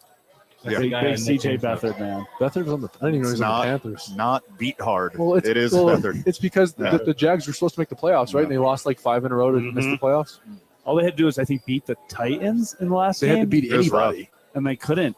I think that was bad. Lions legend Zach Ertz has been with 3 teams since the Jaguars last won a game. Dude, that's so bad. Speaking of that, Zach Ertz, start him over Mark Andrews and Kyle Pitts, please. He's involved. Jaden Daniels is, thank God, he's good. I mean, he was the most like up in the air guy, and he's hands down the best quarterback in that draft. Did When you we say were going Lions legend? Yes, is No, that he correct? never played for the Lions. Yeah, he seems like he did in the playoffs. Mhm. It was- Yeah, he Where? got a touchdown. he got picked up by the Lions in the playoffs last year. Yeah. Oh my gosh! That's a good take. I'm sorry. No, he's played for a bunch of Wow, teams. I But did he's not know Eagles. that. He's definitely Eagles legend. Yeah, he's Zach legend. Ertz. He's played for the Washington Guardians. I think he played for a bunch of teams. He's like, Arizona. yeah, there you go. Arizona. He's a Yeah. dude. Over Trey McBride. Ooh. It would have been his first Super Bowl, I think, if the Lions made the Super Bowl last year. He made a point I to thought say he he went would with never Foles. play for Dallas. He hates Dallas. He said, "I'll never go." Oh, he there." did say that. He went like out of his way to say that. Yeah, he's going to the Giants next. Somebody. He just wants to see how many times he can play the Cowboys each year. You know what's sweet though? If your team's 0-4, like if you're a Jaguar fan, like just how much fun stuff you get done on Sundays. Yeah. Like the chores you can So do. productive. You don't have to stress about the game. No. You're gonna lose. Yeah. I mean, fine. if they have the first pick, you know they're not replacing Trevor. No. And if you power wash the side of your house, that stuff is legit fun. He just went right to power. No, wash. but on a serious note, though, when your team is terrible, when your team is good, right? Say you're a team that's very good, but you don't know if you're going to win the Super Bowl. It's cool to see your team win some games, but you also know you're not going to get a good draft pick.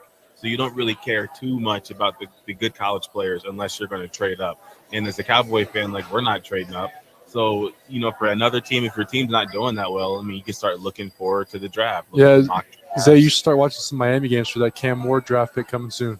I'm So watching sweet. Boise State games is what I'm watching. Oh, please take Ashton. Ashton GT? Is that his man. name? Yeah. GT. Ashton Yeah, GT. Put it on my Cougars. Dude, he's got 84 carries for 860 yards and 13 touchdowns. A beast. In 4 Absolute games. beast. He's just it's unreal. Hey, so my Cougars played him over the weekend, and they just kept turning their heads and watching him. Like, it was- okay, here we go. So good. Hey, but if So Cam good. Ward would have stayed up there, it'd have been a whole other story. College football, stupid NIL, that's stupid. Paying Cam You Ward think, $1 million. you think Ward's going first round? Or He's gonna win top- the top Heisman. 10? Probably. Have you watched him play? He's He makes it unreal. look easy. I out have there. not watched a lot of Cam You're Ward. not, this you're year. not taking Shedeur Sanders. Dude's trash. He's gonna go. So he's gonna be. It's the Will Levis. It's the Will Levis. Shador is trash. Shador will be the best QB of the draft. No, he will not. Yeah, send me. Text me. Say There's we'll do a nothing side he can't bet. do. Yeah, there's nothing. There's nothing. Throw there's throw nothing to the right Shador team. can do. Oh gosh, did you see the last game? Yeah, he looks like Jordan Love.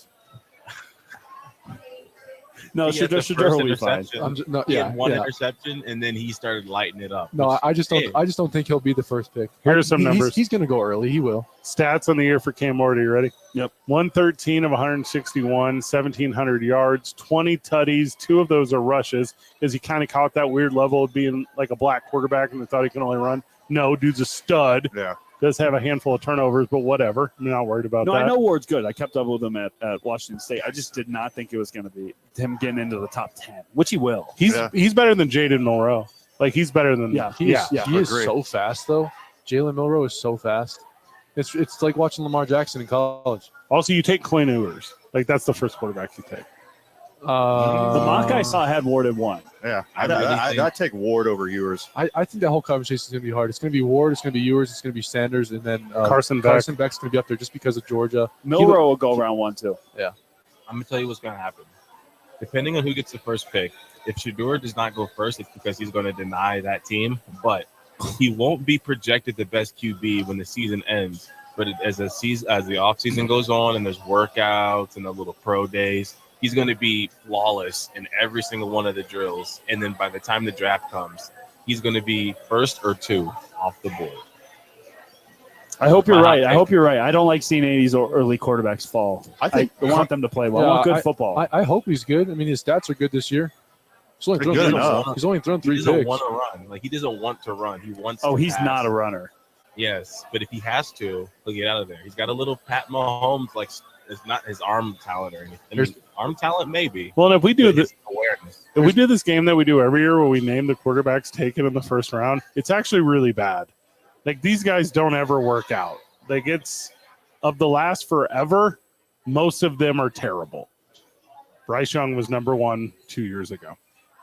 There's You only need to figure out a trend. Zay. There's only one Mahomes in college, and it's Dylan Raiola. Yeah, right.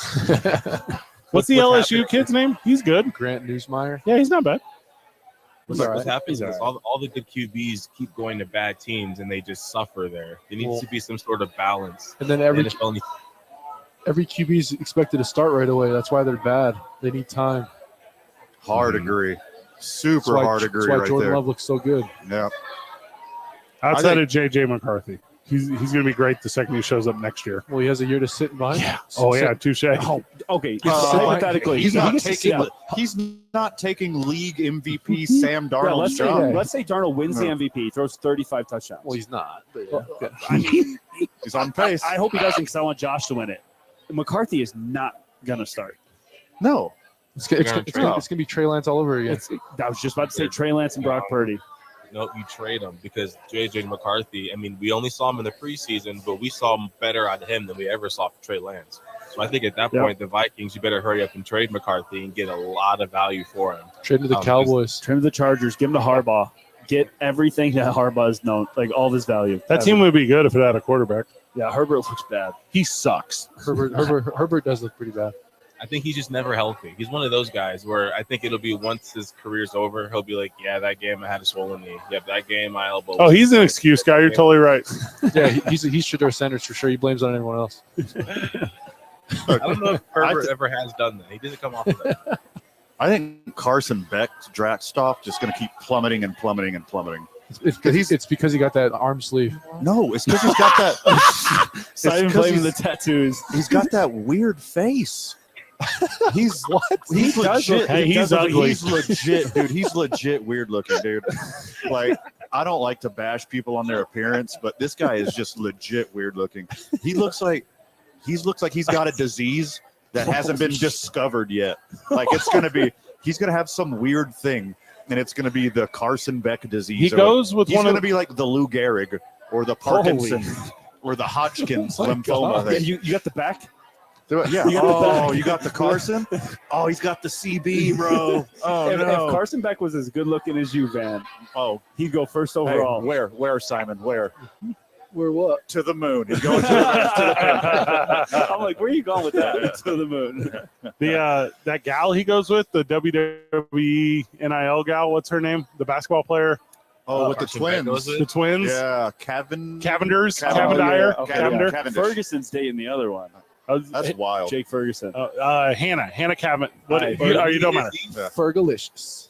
I like that. That's not bad. Jake Ferguson's dating one of them. That's hilarious. So I came across it last night. First time I saw it. I only know about this, how ugly this cat is, because she went on like her social media because she's got one of those NIL WWE deals where she's going to be a WWE diva or whatever as soon as she graduates college. And she was like, please stop calling my boyfriend ugly. She was like, I wouldn't date an ugly guy. Yeah, you are. Yeah, well, She was like, no, he's trash looking. He's got the CB. Who is she dating? The Carson Beck. Carson Beck? Yeah. Yeah. Yeah. Oh, okay. I didn't know Yeah. that. Yeah. Simon's face is like, oh, that's wild. Simon's like, I to didn't the know moon. Carson Beck had a girlfriend. She probably looks at him and like tries to ignore a little bit. He's like, maybe one day I won't have to ignore it. Maybe one day I just won't notice. You'll get better, right? Well, no wonder he's Yeah, so it's nothing bad. He has a but the girlfriend same. now. See, Same thing with Travis Kelce.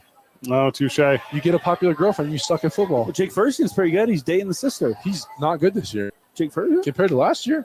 He was catching touchdown after touchdown last year. We're gonna check stats on that. Also, Yeah. she goes to Miami. She's going to with Cam Warm in like 2 minutes. Yeah.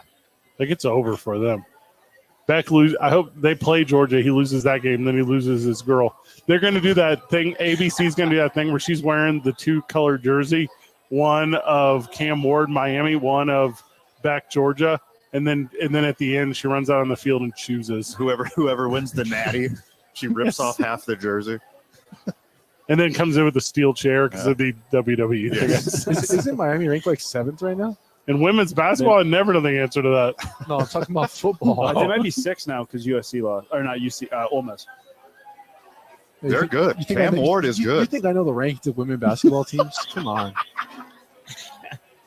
The whole time Fred's been saying WWE, I'm like, is he meaning to say WNBA? I'm like, I have no idea what he's talking about. In 2024, for them to be known for the WWE thing and their looks, they can't be that good at basketball. I mean, in the year where anybody who's valid is getting exposure, I haven't seen their highlights. Miami won their game and went down. They went from 7 to 8 after they won. Well, I mean, but hey, another week, another Alabama at 1. You know, Yeah. it's like that's. Did they go up to 1? And then Georgia lost another at 4. Alabama's at 1, yeah.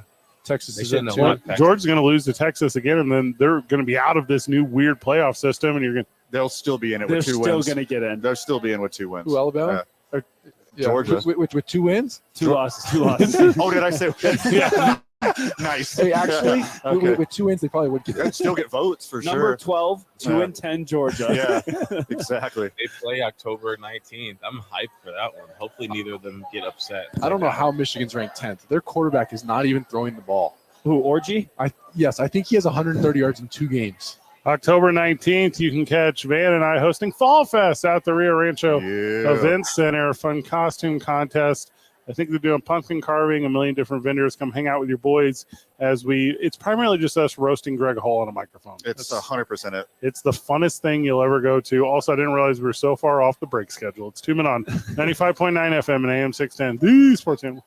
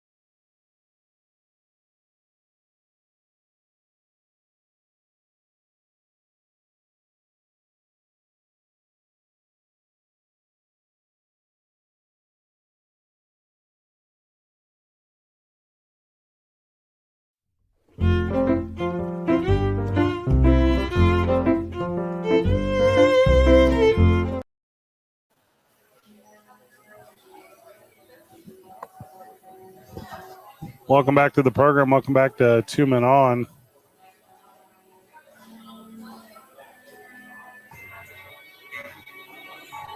UTEP's going to the Mountain West. Good fit. It's a good fit. Just another bad team for New Mexico to try to beat.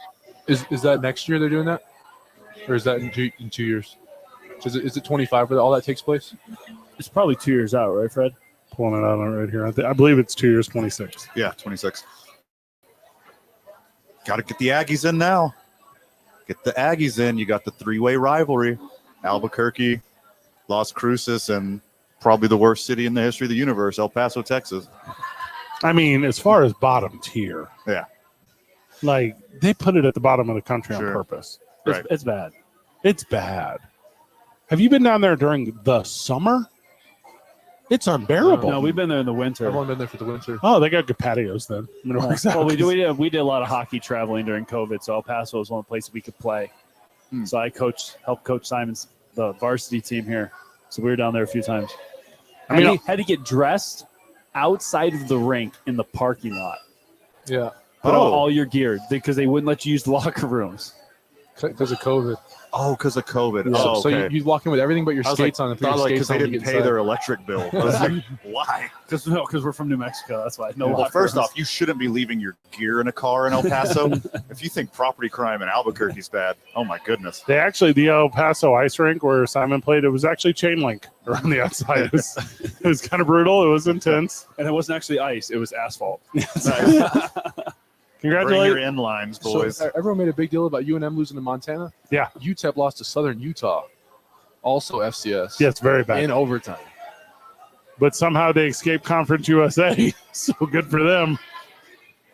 Southern Utah. They play Tennessee later this year. They're going to get smoked. It's rough. Don't they literally have mountains around? What's the name of their stadium? Sun Bowl? Is that what it is?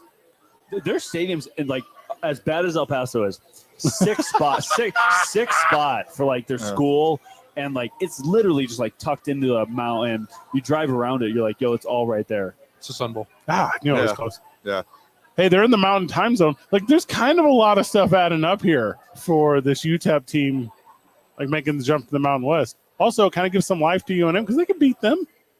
They Probably. lost to those Mormon Southern Utah I'm guys. pretty sure they lost to UNM lost to them a few years ago when I was there. Yeah, I do. They were decent. Yeah. I think was it last year or the year before? UTEP was decent. I might be confusing them with UTSA. Identical colors. Hey, you can't talk crap about their stadium though. It holds way more than UNM does. The Sun Bowl? Do people actually show up to it? UNM is 38,000. The Sun Bowl's 45, almost 46. Sun Bowl used to be a big deal just because of that reason, that it's carved out of the mountain so and sick. it's like super It unique. is sweet. And, yeah, it's pretty cool. Did I Also, just say something nice about El Paso? it was weird for all of I us. feel icky. Like my stomach hurts a little bit. I forgot they were the Miners. Yeah, they do. They do this. The pickaxe. How do you spell that one? Oh, was that The way Pete Rose favorite did. team? Oh, look at us. I could dig the Mountain West. Get rid of Air Force. Was I that, could was dig that the- a minor joke? I can dig it. Yeah, thank you. Okay, yeah, we got Well it. done. Rest in peace, Wyoming. I guess they're probably going to leave. Wow, they're perfect for the Mountain West. Oh, okay, keep them. They're in the mountains. Yeah, wait, It's you went west. to Laramie, right? How's that fit into like the Mountain West? Pretty like spot on. Not really. Okay, never mind. It's like a lot of green, a lot of trees, super cloudy. But like, do they fit the Mountain West? Like the people. the stadium, yeah. Yeah, Okay. they're mountains Okay. everywhere though. Yeah. And they're getting at you. The fans, crazy. Oh, They yeah. wear work boots to games. And they're super loud. That was one of the louder stadiums. All they needed was Really? one guy. As soon as Josh Allen went pro, they're Mhm. like, "We're so back. We're gonna be back forever." Yeah. Every single jersey was number 17. There was not another jersey with a different Oh, number on it. wild. Every single one. Yeah, that's all they need. One superstar. Before you could do that with players' names, colleges would do it like whatever that year was, and they'd make sure the best player had that number. So if it was like whatever, the University of Wyoming in 2019, they would all have 19s on them. Wait, Josh was drafted in 2017, or was he 2018? He played in 2017. Yeah, they know what they're doing. He was drafted in 2018. Yeah. Played in 2017. Dude, he wore 17. It's all about business. Yeah. That's the world. Yep, confirmed by Simon. When we get back from the break, we wrap up the 5 o'clock hour. It's 2 Men on 95.9 FM and AM 610. Go Miners, the sports animal.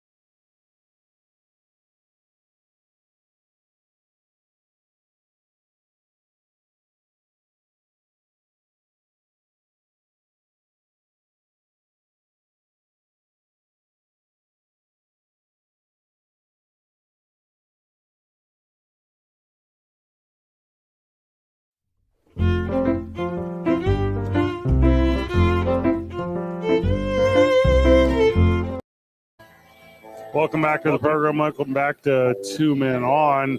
Texas State was going to join the Mountain West. There was a verbal over the weekend, but apparently it's fallen through. Therefore, the Mountain West has done the second most likely thing, and that's allegedly reached out to, let me make sure I get the pronunciation of this right, Tarleton State? Tarleton. Tarleton. Like Carlton, but Tarleton. Tarleton. There you go. No, Tar- they don't play in El Roll Paso. there. Though. They don't play in El Paso, though, fans. So 7 years ago, they were D2. Now they're FCS, and cool. This one Island seems State. like a reach. This one seems like a reach. they do. Okay, I played against them. Okay. Good, really solid basketball team. Pretty good at football. Basketball. Basketball. It's a great movie. Baseball Yeah. leaves a lot to be desired. But no, they're a Division I basketball team for sure. And you see this pretty often. You get one good sport and you go up. Islands played them. Yeah, Fred said he was. I he think was I there for that. broadcast the game, as I recall.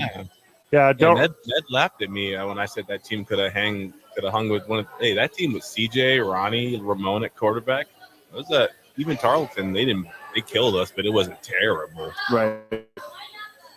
No, it's definitely a basketball move to do that. And Mount West, solid conference in basketball now. Maybe fourth for sure, top five. So Well, San Diego State left, right? They gone. Yeah, Yes, yes. they were one of the top All right. basketball teams. Mount West bottom 10 conference since all the good teams are leaving.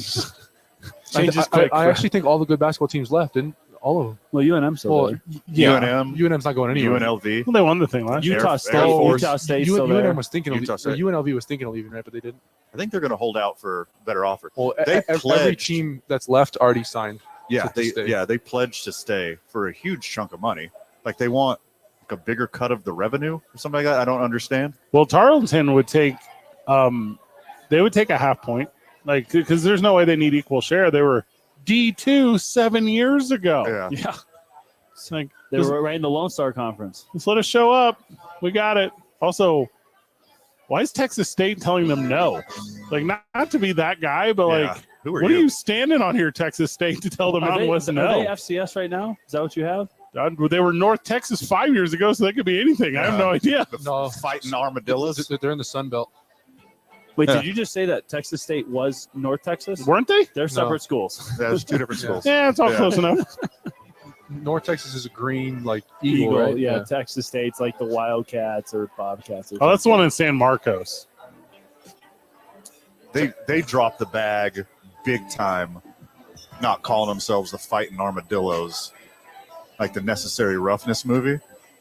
That came out after the university, which was founded in 1899. All right, so I got it backwards then. Texas State's the new one. North Texas is the new one. Did you North just say the same Texas thing? is the new one. Okay. North Texas is the new one. Okay. Okay. They dropped the bag. That's the one Stone Cold Steve Austin went to. That's a real fact. You can have that. Use it for whatever you want. Who's the most famous alum from Stone Cold Steve Austin? Oh, I was about to say from there. My guess was Pete Rose. 2 men on. North Texas was 1890 there, man. Okay. There's a community I college was right I around was there. correct. I was correct the first time. Texas State started in 2003. I don't think so, brother. Yes. What he looked up is when the state of Texas was originated. That's what Fred looked up. That's how he got to 1890. Texas State became a school as Southwestern Texas State Normal School in 1903. Was that Texas State? Texas State University, 1899, according to. I'm looking I at the see it too. Googs right here. All three of you just pulled up different years. You're looking up when Texas State got a football team, right? Is that what you're looking up? Southwest Texas State Normal School, 1899 to 1918. I don't know what a normal school is. Never been to one. Oh, Yeah. It was definitely I'm some a special sort. boy. This was some sort of conversion school for individuals already living in this region. Like there's always a checkered history. We go to the break. 15 more minutes with the Gay Boys when we get back. It's 2 Men On 95.9 FM and AM 610. Woo, Sports Hammer.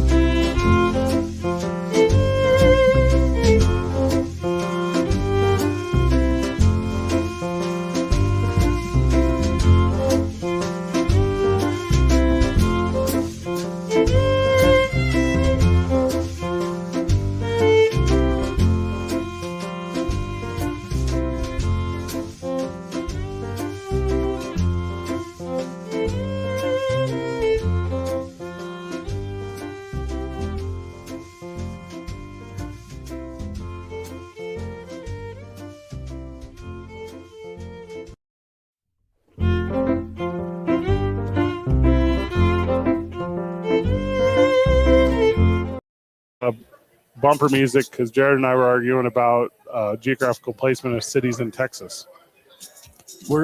And people feel free to call in, but I'm calling Dallas East Texas. I think realized Houston is East Texas. no, that's Southeast Texas. Yeah, Houston, Southeast Texas. San Antonio, kind of like southern, and then you got Corpus Christi. Then I go, well, where's Dallas? Then you go North Texas. I go, dude, that's Amarillo, Lubbock. Dallas is East Texas. That's like the North Texas. Also known as North Texas. Is Albuquerque North or is this Southwest? Because I feel like Amarillo and Albuquerque are on like the exact same. Well, we're just talking with the state. Mason-Dixon minor. We're just talking with like your relation in your state. Okay, I'll buy that. They're like Amarillo's in the south. We call that the Southwest of the United States. I got a buddy who I went to college with who's a principal in Brownsville, Texas. Dude, I just looked. They are down Mexico. there. Yeah. Yeah. And that's a big part of his thing is he does all these baseball programs where Mexican baseball players, because they have the nicest, like, you know, it's like a high school, but it's top tier level, everything. And all these dudes come over and they work out all summer in the high school facility, which is like pro level stuff. And then whenever those guys make it big, they do like endowment stuff for the high school. That school's loaded. Yeah, they're loaded. And I think that city is not loaded. Like my understanding is Brownsville. It looks really small. It has a little rough. It's got a little rough. Also, my buddy, he probably wouldn't care if I said his name, but when we were at Washington State, he walked on as the kicker mid-season for the football team because the kicker got hurt, and they did this thing where it was like calling all school kids. Right. So the whole, like anyone in the student body that could make an extra point went down to Martin Stadium and tried out for the football team, and he could like consistently hit from 30 or whatever. They're like, this is the guy. Well, same thing with Kathy Ireland's character for Texas very State and necessary roughness. So Brownsville, 190,000 people. That's actually Double what I would have guessed. That's wild. I would have guessed like 10,000. Well, that's how California and Texas are. They just have all these 100,000 people cities that no one's ever heard of. Yeah, I'm Like, you go, what? that's massive. I mean, Simon and I are from Rochester, New York, and when I was there last week, I was looking it up, and Rochester's like 250,000 people. And you go, how? And I'm like, no, I knew it was big. I actually thought it was much larger. But you look at Metro Albuquerque, you got their 1.1 or whatever. Yeah. But no, 190, considering what it looked like on the map, that's a massive city. When you end up in weird ones, like Philadelphia, everyone's familiar with Philadelphia, right? That's the kind of show. It's only like 1.5 million people, but it's not. Yeah, because it's the whole area. Yeah, it's the whole Yeah. it's the whole New England area. Texas is wild though. So okay, so if you're Texas should have its own conference. That's the point I'm trying to get to here. And that's like a proposal, right? Like what did they call it? The student body conference or whatever all these guys are proposing. It was the University SWC. The University of Texas would never lose another game in the history of the school. If they made all of the Texas schools one conference, they would never lose. There's no one else there, right? TCU was kind of relevant. Texas Tech. Texas Tech's okay. Tech, Texas A&M. A&M. A&M is booty. Baylor for a minute could compete. SMU for a while could I think compete. you just talked me into it. Let's do it. The All Texas Conference. Yeah, no, the old SWC was just Texas and Oklahoma teams. And Oklahoma is just northern Texas. If you were to take all 50 states, divide by 2. So 25 conferences were like every 2 states. If you had the Texas-Oklahoma one, that's a very good thing. Now, the Alaska-Hawaii one would suck. Like that one, they would never win. Just put them in the Washington and Oregon division. Just break it to Super G, the Pacific Rim division. Yeah. Until you get Florida and Georgia, or Florida and Alabama, or Georgia and Alabama. It'd be super sweet. It's game over. Dude, the Upper East Coast would be a joke. Penn State's just playing Pitt. Too much concrete. There's not a Division I school, I might be wrong, in the state of New York. Buffalo. Football? That's it. University of Buffalo. So, like, when you're going to go New York and Pennsylvania, that would be a joke. So, I do like your idea. Like, Oklahoma and Texas would be nuts. Minnesota, Wisconsin would be good. Ohio, Michigan would be good. Illinois, Missouri would be good. Like, you could do California, Arizona, or California, Nevada. You could do Northern California and Nevada and Southern California and Arizona. Like, there's like a bunch of. But if you kept everyone in California, you could just do California. Oh, yeah. Touché. Yeah. California spits out so many great athletes. Same thing with Everyone Florida. talks about Texas and like the Gulf Coast, like the SEC, the South. but California crushes Yeah, it's California, Texas, Florida. Yeah. Someone tried to say Georgia, but yeah, it's nuts. The Louisiana, Mississippi, like just the accents alone. Like that would be the conference for me to tune into. You should only be able to recruit from your own state. That's what You'd have really the Raging Cajuns. the amount of relocation in high school, very high.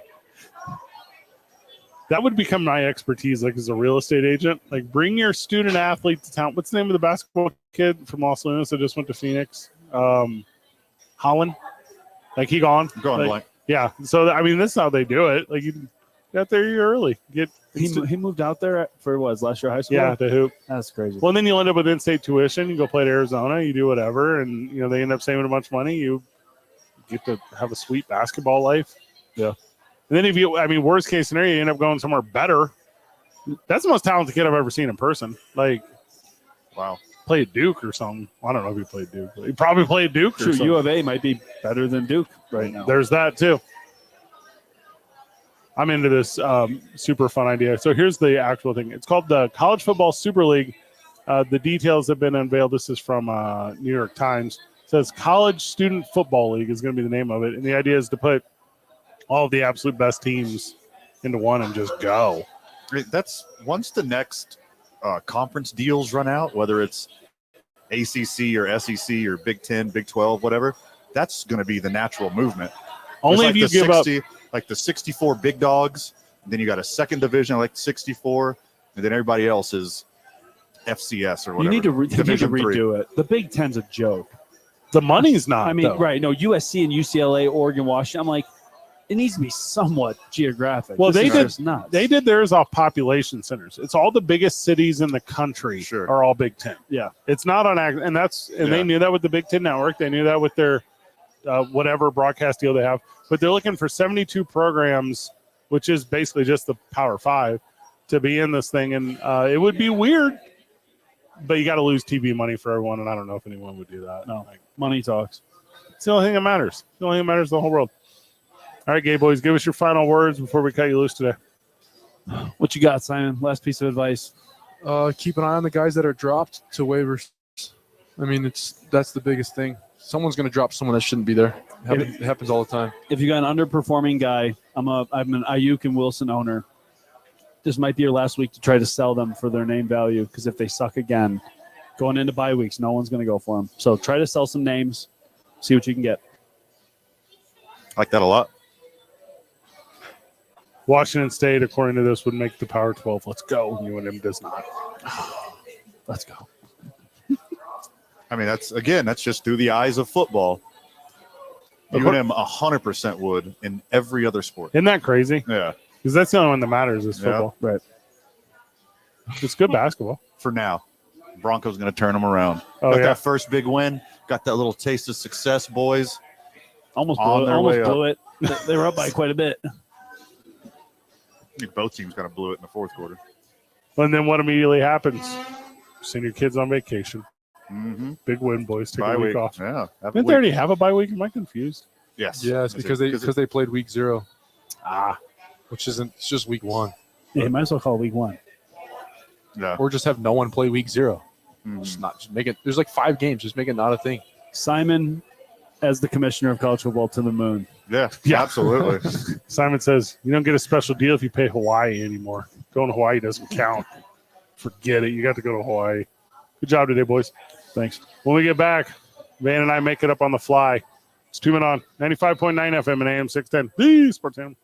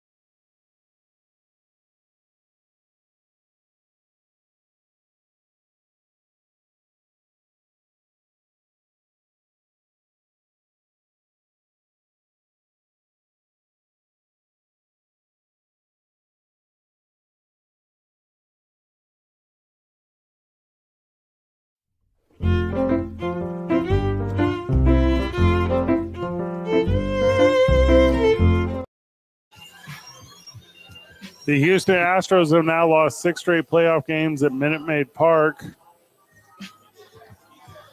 I'm sitting right here, Fred. It's very hurtful. I'm just saying a fact out loud, dude. Detroit It's mean. It's mean what you're doing. victorious today. Up 1 rip in the postseason. Also, Kansas City, big winner earlier today. Yep. So it's all coming together for those teams no one thought would win. Everyone thought they were going to win. No one thought. The AL Central had 4 teams over 500. If they expanded the playoffs, everyone except for the White Sox would have been in the playoffs. They feasted off of the Chicago White Sox and then beat the hell out of each other all year.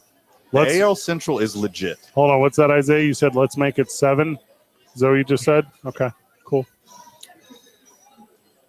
The American League Championship Series would not be the same without the Houston Astros, who have been there 7 years in a row. They're going to be back. Wait, what's that, Isaiah? 17? Oh, you said let's make it 17? Okay, yeah, no, cool. Got it.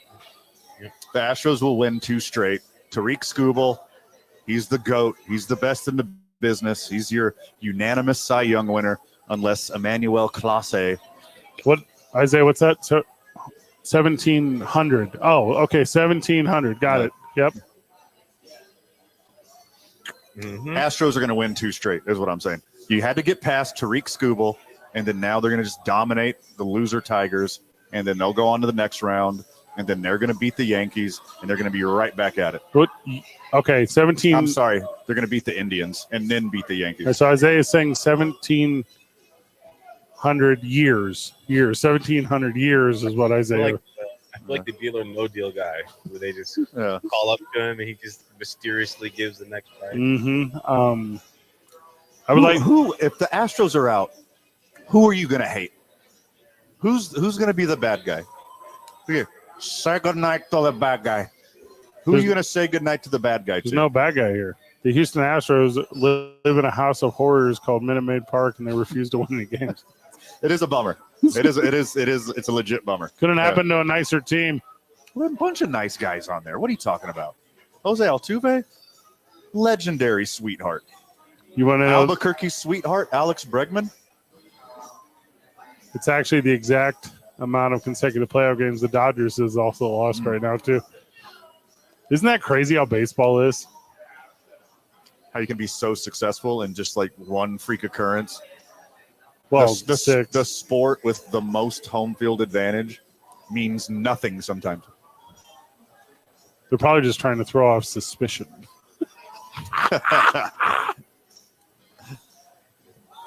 Kansas City, big winner this afternoon over Baltimore, 1-0.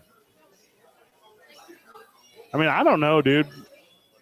Like, maybe this is what the playoffs are for, you know? Right. And I've been an advocate for making the first round 5 games like it used to be. I mean, they've added a whole ass round since the first round was the 5. wild card. Yeah, since was 5 games, but 3 games is like not enough to like really know how good your team is. Anybody can get hot. The White Sox just swept the Angels like a week ago, who are also garbage, but any team can like win a short series. Well, and the Mets are playing the Brewers right now, and the Mets are up 8-4 over the Brewers. Yeah. You know, we just saw 2, really close games on the AL side. And then all of a sudden the NL side's like, hold my bat. It just went final. 8-4? Yep. Was that so JD Martinez has a big play at the end to extend that lead and put it out of reach. The Mets, I mean, we say this every year about the St. Louis Cardinals, but I guess we'll say it about the Mets right now. Getting hot at the right time. Sure. I mean, you get a momentum like that, and also talking about you, New York fan, you start getting the fan base out to the stadium for a little run again. Yep. And that's a big deal. Like, players start playing. I got a list here. You ready? Last time each postseason team had won the World Series, Houston Astros in 2022. Mm-hmm. The Atlanta Braves 2021, the Dodgers 2020. So you got a little bit of consistency there. And then it really falls off. So Kansas City won in 2015 on the only World Series baseball team I think you will ever see champion that had 0 Hall of Famers on it. I don't know who from that team Alex Gordon is not going to. I don't know who from that is the weirdest put together team I ever seen.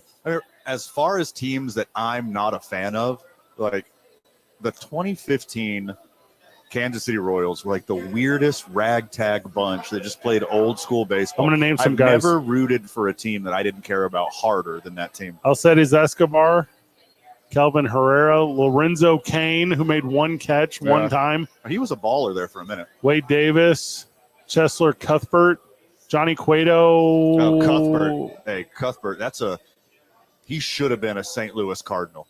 That Cuthbert kid was cut from St. Louis cloth, baby. Mike Moustakas will probably not be a Hall of Famer. No. Aaron Brooks, Ben Zobrist, who was every 13-year-old kid's favorite player. Oh, yeah. He'll be in the Hall of Fame of Swiss Army knives. Christian Colon, Drew Buttra, Franklin Morales, Jared Dyson, Jason Vargas. Oh, wait. No, they had one. Joe Blanton, Miguel Almonte, Scott Alexander. There was no one on this team. World Series champion. This is the definition of the most team ever. Alex Gordon, no. Johnny Gomes, no. They have one. Who? No, they have 2. All right, give it to me. Salvador Perez. He'll be in the Hall of Fame. And Zach Greinke. Zach Greinke is the one. Chris Young will not. Zach Greinke didn't pitch in that, did he? I believe he was on the 2015. I don't think he was, brother. Not to be that guy, because I'm just kind of going off memory and trying to look it up. I'm going off memory. I don't think he was one of them. Salvador Perez for sure. So there you go. But yeah, I mean, it's and like you said, outside of those mainstays we just named, it's a bunch of old heads. New York Yankees won in 09, Phillies 08. The last time the New York Mets won a chip, 1986. We're talking Keith Hernandez. Wild. Detroit Tigers, my birth year of 1984. The Baltimore Orioles, 1983. The Cleveland Commanders, 1948. And, of course, Milwaukee and San Diego have never, ever won the World Series. It'd be cool to see either of they. Probably won't. I mean, that's October baseball, baby. I hate to say it, as cliched as it is, anything can happen. Keep in mind, Milwaukee and San Diego, like, they've been around forever. Cleveland has not been around as long as them. Right. Yeah. Tune into it. If I can't get Yankees Dodgers, and if I can't get my beloved Astros in there, I would love to see the Padres. Love to see the Padres get a chance. Well, and it's easy to root for those bottom 6. Like, say you got a favorite team. Say your favorite team's the Astros or the Braves or the Dodgers, probably not the Royals, like the Yankees or the Phillies. I get it. You're going to root for your favorite team. Yeah. Outside of those bottom 6 teams we named, the Mets, the Tigers, Orioles, Cleveland Commanders, the Brewers, and the Padres, it's easy to root for them. Sure. It's easy to root for the Royals. I mean, you have to learn anyone on their team, but it's easy. Also, if they get out of the wild card round and these games are like played at night, it gets a lot more fun too. Hard agree. That's so weird. I love day baseball, not in the playoffs. No, not in the playoffs. No, playoffs. Put it where prime everyone time. can see it. Yeah. You know who loves baseball? People with jobs. Yeah. Middle-aged dudes with jobs love baseball. You know what I had to do today? Work. You know what I wasn't able to do? Watch baseball. I was working. I have the kind of office too where if I wanted to turn the game on, I can, but I have work to do. Like as you get older, this is going to be a fun one for like friend of the show out there. You're not just like an employee number in a system anymore. You become like vital to different roles and companies. I would like to sit down and just watch baseball at night. Also, here's the problem tonight. I can't. I gotta watch Walls Vance That's gonna vice be wild. presidential debate. How fast can I get home? I just want my stomach to turn. Mm-hmm. I'm gonna get so mad watching it. That delicious little Schadenfreude. When we get back from the break, it's the tail to tape, Walls and Vance tonight. 2 men on 95.9 FM and AM 610, the Sports Animal.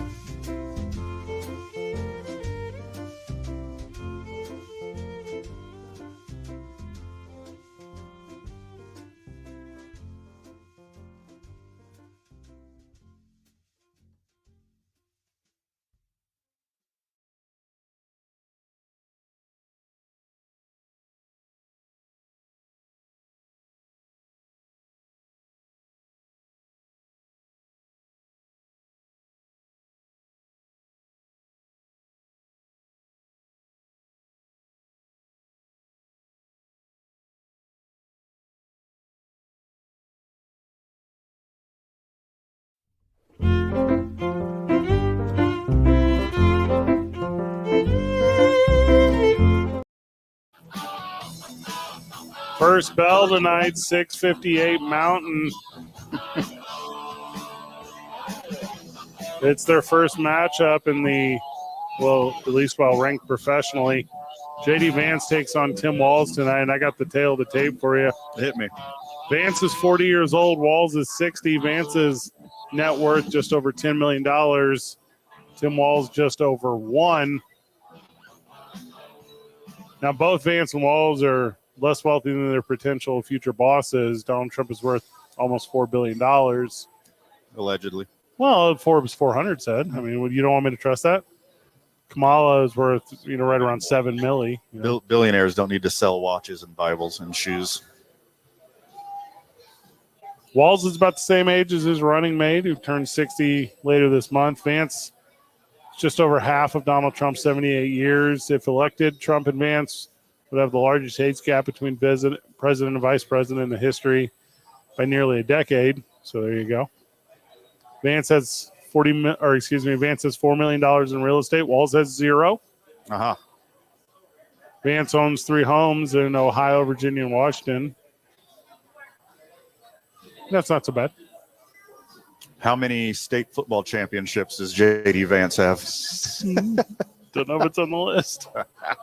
Vance's pension's about $13,000. Walls is $900 to $1.1 million. So there you go. Longtime public sector employees. Yeah, well. Yeah, Walls and his wife. Gwen. The lovely Gwen. They have at least 4 pensions that make up the virtual. That's their entire worth. So, there's no other way to describe it. Liquid assets, I know you're worried about it. Vance is around $6.9 million. Walls, $180,000. Okay. Somebody's not for sale. That one would be a little Walsy boy. Most of Vance's net worth comes from his investments from his time as a venture capitalist. Not long after law school, he moved out to California and joined Mithril, a firm founded by PayPal billionaire Peter Thiel, who later bankrolled Vance's Senate run. So there you go, man. Current position and salary. Vance is a senator from Ohio, so that's $174,000. Public record, Van. Public record. Walls, the governor of Minnesota since 2019, $127,000. So there you go. They're one of those things get you to millions and millions of dollars apparently. Vance, about $325,000 home income, including his wife. Walls, about $300,000. So we're talking. These guys are. Tail of the tape. They're right there with each other. Except for Walls isn't hoarding wealth. Oh, what, like a dragon? Yeah. It's not like smog overlooking the village. Vance has had no previous offices held before his current. Walls was a congressman from Minnesota's 1st District for about 18 years. Vance has written 1 book. Walls has written 0. Vance was a Marine, an author, venture capitalist. Walls was Army National Guard reservist and a teacher. Vance's wife is a lawyer. Walls' wife is a teacher and a college administrator. That's the tail of the tape, my man. Who do you got in the matchup tonight? Oh, Walls in a landslide. You think? Yeah. Not as bad as a whooping as the presidential debate, but I think Walls has that unique chill charm. He's not going to try. He's going to let J.D. Vance say some weird stuff, and then he's got all of his punchlines ready. Vance went to Yale. Vance is hillbilly edgy. Yeah. Vance is a guy who, if he keeps playing the broken record, if Walls starts talking about his time in the military, Vance can punch back. He spent time in the military. Mm-hmm. If Vance wants to say, hey, you're a quitter, that's one he can play over and over again on repeat, and maybe it'll hit with a certain audience. I don't necessarily think it's going to be a knockdown blowout like you're saying, but I think both these guys they're going to hit significant punches tonight. How long was J.D. Vance's service? 4 years. 4 years. And Tim Walls' service? 20. 20? Yeah. Thought it was 24. Might have been. Yeah, my bad. Might have been 2 decades plus. Okay. That's significantly more. J.D. Vance, I think, was like a photographer or something. Yeah. Counts. I'm counting it. Okay. Served his country. You don't accidentally go to Yale. It's kind of a boys' club, isn't it? Walls is a boomer. I mean, we're going to factor that in, or is that part of the deal? I mean, always. I'm not saying JD Vance is going to win. I'm not saying Walls is going to win. I'm just saying I think it's going to be a lot closer than people think. I think Vance is going to come in prepared. I saw videos today of Tim Walls holding a barnyard cat. A barnyard cat? Yeah, this morning while getting ready for the debate tonight in some rural part of New York. The debate's in New York. He was out on a farm holding like an alley cat. Instead of being deep in the trenches preparing for the debate. That's what I'm saying. He was out giving real kitty cat some scratchums? Yeah. Okay. Whatever it takes for you to relax and be your truest self on that stage. It's at the CBS Broadcast Center. So get ready for traffic, the listeners in Manhattan. Isaiah, who do you got tonight? I'm going to go. I've been poisoned. You can only ask me so much. Not even really poisoned. I'm just, I only hear one side. But I don't know. I think it'll be whoever the moderators decide. Oh, I think it'll be a moderator heavy. I mean, I saw the last debate, and it does seem. I remember even from when I did watch some presidential debates years ago, even back when Obama was in debates, it would seem like the moderators would almost kind of control the tempo, kind of like the ref. Yeah. Right? So Nora O'Donnell and Margaret Brennan don't have a rich history of controversy behind them, but I'm following you. Keep going. Well, that's good then. That's good then. Maybe it is. Then at that point, I don't know because I really don't know enough about these two people. You're going to learn tonight, though. That's the whole point of this. What's the vibe on KKOB? Oh, good question, Zay, because you produce BV's show and you sit in on other shows as well. What's the vibe on KKOB listener about who Tim Walz is? Yeah, good question. Because it's kind of easy to demonize Kamala Harris because she's got so many punchable attributes. Yeah, but Tim Walz is just like a nice dude. Joe Biden. What do you say about him? It's usually they go at the history. You dig deep. You know how it is for most politicians that are hard to, you can't really pinpoint a thing you don't like about him. Then you just go kind of fishing for things or say, well, he used to think this and now he says he thinks this way. And just kind of, you always try to catch somebody being hypocritical. That seems to be the number one angle. I mean, for all politicians is hypocritical thing. That's like the number one way that you can try to have your words twisted. Well, and I like where you're going with this. Obviously the conversation tonight is going to be led from FEMA, right? So hurricane relief, that's going to be a big conversation. Yeah. And then obviously the ongoing, which is now Iran bombing Israel this morning in the Middle East. And we saw J.D. Vance in Ohio with the East Palestine train derailment, how well he responds to disaster. So we'll see where that goes. And also we saw Tim Walz when Al Franken had to step down. So these are very similar. One of them said that their own people in their state are eating cats, and Tim Walz went and played with one today. Yeah, there's that. Yeah. I will watch it with the intensity of the sun engulfing this very earth and ending our existence. That's my level of investment tonight. Oh, I just eat this stuff up. I love it so much. What will have more toxic fallout, this debate tonight or that train that derailed in East Palestine, Ohio? Definitely this debate, because both sides are going to be reaching for talking points so hard. But all these things have an aha moment. They have like there was the one with Trump and Hillary a couple of years ago. And he was like, put you in jail. There's like you get all these just little where you're like, you just won the whole damn thing. Yeah. That's why they turned off those microphones for Harris and Trump, so she couldn't say I'm speaking. Mm-hmm. Like if she'd have hit him with an I'm speaking, or any number of retorts. Yeah, it's very low hanging fruit at this point. You got yelled at by a black lady in public. Like it's the worst. It's a nightmare. Yeah. What can you do? They're always right. Every single circumstance. It's going to be a good little debate tonight. Excited for it. When we get back, I've screwed up this break schedule so bad today, Isaiah. I know we're not friends after this. You're really not that far off. Thanks for the vote of confidence. When we get back, it's our I-9 Varsity of worst athletes ever. Tune in on 95.9 FM and AM 610, the Sports Animal.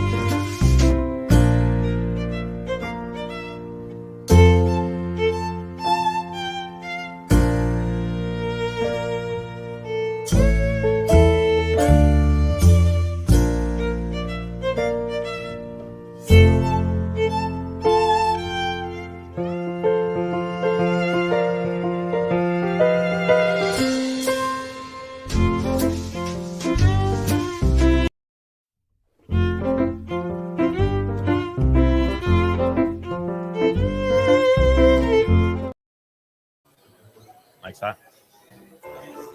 Welcome back to the program. Welcome back to Two Men On. We've absolutely been enjoying Rio Bravo Brewery all day today. It's a Taco Tuesday. Also, it looks like there's a fun YPA event. Good people. Yeah. Good people. Today's I-9 Varsity, I-9 Varsity of bad people in sports. Reach out to I-9 at their office, 505-312-4999, or league office 280 at i9sports.com. Soccer, basketball, multi-sport, tennis, volleyball, all of those registrations now available. Go be a part of what they have going on. Would you like me to go first or last? Go ahead, buddy. Jimmy Snuka. Go on. Superfly Jimmy Snuka was a beloved babyface in his 2012 autobiography, Superfly, the Jimmy Snuka Story. He claimed that Argentino, who had momentarily stepped out of his car, slipped and hit her head after jumping over a stream and later died in her sleep in a hotel room. Talking, of course, about his wife. who he admitted to murdering 30 years later. Wild. Pretty awful. Pretty He awful. was formally charged with her death in 2015. 1 year later, he was found unfit due to CTE, passed away at the age of 73 in 2017. There you go. Superfly Jimmy Snuka, terrible person. First on my I-9 varsity of the worst athletes. Mm-hmm. You remember the debate over Oscar Pistorius's prosthesis? Yeah. That should he be allowed to sprint? Are these devices giving him an advantage that The anyone had? blades. He was an inspiration to people who are differently abled. The 08 Summer Olympic Games actually performed with people with two legs in sprinting. Was a hero to differently abled people all around the world. Yep. And then he started murdering. That was his thing. Yeah, really enjoyed it. So Oscar Pistorius, number one on my I-9 varsity of worst athletes. Yeah, he sucked. Yeah, convicted murderer. Isaiah? I'm going to go a little bit more lighthearted. Oh, Okay. okay.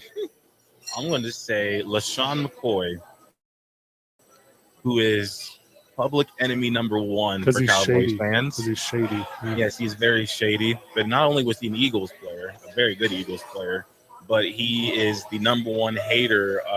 I guess Stephen A's number one, but LaShawn McCoy is a close second when it comes to hating on the Cowboys, and he has seemed to make that his whole mantra, and I strongly dislike him for that. Does not make him a bad person. Matters of taste. Matters of taste. Give me Chris Benoit, the crossface crippler himself, who famously double murder suicide. So him, Chris Benoit, is one of the worst athletes of all time. That's a good one. Yeah. That's a good one. That's pretty awful. Pretty awful. Yep. You know how hard it is to rush for 2,000 yards in the NFL? Yes, I do. It's nearly impossible. You know how much harder it is to do it in 14 games? The legend, O.J. Simpson, one of the best to ever do it, inspired people to take up the sport of football and try their hardest to emulate his success on the field. Off the field, he did some murdering too. He sucked. He did a little bit of murdering, and he's awful. So next on my I-9 varsity of worst athletes, how about old OJ? Yeah, good name. Orenthal He James. picked a good one. He sucked. Murderer. Did the murder. All righty. Well, I'm going to go a little less lighthearted here, and you can't have this I-9 varsity without naming the obvious. Aaron Hernandez, not the best guy either, and I guess the whole CTE movement was, he did things so bad that not even the whole awareness of a brain injury and a doctor saying that his brain was the worst he had ever seen. Not even those facts allowed anybody to give him even the slightest bit of a pass for the things that he was doing. So you got to be a pretty bad person to have a doctor say that this guy's brain wasn't right, and it's still to be to a point where it's like, nah, dude. Not even Tim Tebow could save him. Yeah. It's rough. I mean, the Urban Meyer stuff I get, but not even Tim Tebow. Maybe he was compressing. Ooh, good call. Razor Ramon himself, Scott Hall from The Outsiders, before becoming a pro wrestler, was a nightclub bouncer man. Okay. Where he killed a guy. And still had an illustrious career afterwards? Claimed self-defense. This is post? Yeah, he claimed self-defense. Okay. Put him on the list. That's a bad one. Yeah, it's not good. Yep, that's what you would call a bad one. Unlike my first two, this one is a legend. So you heard of Ty Cobb? Yeah. One of the greatest to ever do it on the field. And depending on what category you're talking about, one of the greatest to do it off the field. Apparently, he did some murdering in his time. That was his thing. Of people that he didn't like, and mostly people who he didn't like of color. This one hasn't been proven like my first two. No, but this is a legend. all this is a alleged. legend. This is a legend. Mm-hmm. When there's smoke, there's fire. Ty Cobb. Well, I'm gonna go with Mr. And this happened in the prime of my high school days. Mr. Riley Cooper, Eagles player who was Said caught some on things. camera. Said some Yeah. things. Was caught on camera, and he tried to do the whole sorry circuit, but I don't think it really didn't really have any effect. But he decided to drop the N-word with a hard R into a crowd of people. Was it at a concert? Country Was it concert. A country Yeah, music country concert. music, Yeah, yeah. country music. Yeah, heavy on the country, but no. Yeah, country music concert, and called a group of people that it's not like it was a group of African Americans that he called that, but it was just the fact that he uttered the slur. You could only imagine what's said behind closed doors. The craziest part to that was afterwards, the home jersey, the away jersey, the all black jersey, and the Kelly Green jersey. Van bought one of each of Riley Cooper. That was nuts that you did that, Van. Well, I mean, they were Christmas presents for your family. Ah, so, yeah, okay, touche, yeah. touche. I thought you were going to say they sold out or something. I was going to say, really? Dang, that's terrible. We're in a terrible country. ECW's New Jack killed 4 people. He also then famously claimed he was averaging 3 murders a year. Only 4 were proven. That's so many. He was a bounty hunter before he joined pro wrestling. That's so many. So many murders. Yep. There's way too many that you've been saying that were before their career. Uh-huh. Vince McMahon really knows how to pick them. He tried to kill a guy in the ring one time. Did he try to take his skate off and stab him like Happy Gilmore? Very similar. Yeah. I didn't realize we were so close at the end. Pro wrestlers suck. That's the whole point I'm getting to. Man, not a lot of great ones. No. Yeah, but the ones who are great. Yeah, the handful. Yeah, there's some good ones out there. But even like the best ones of all time, like Stone Cold Steve Austin and stuff, like they beat up their wife all the time. Like, Yeah. they're super suck. Well, Like- Shawn Michaels. He's a good guy, right? Nope. No. No. No. Read about it. Undertaker's innocent.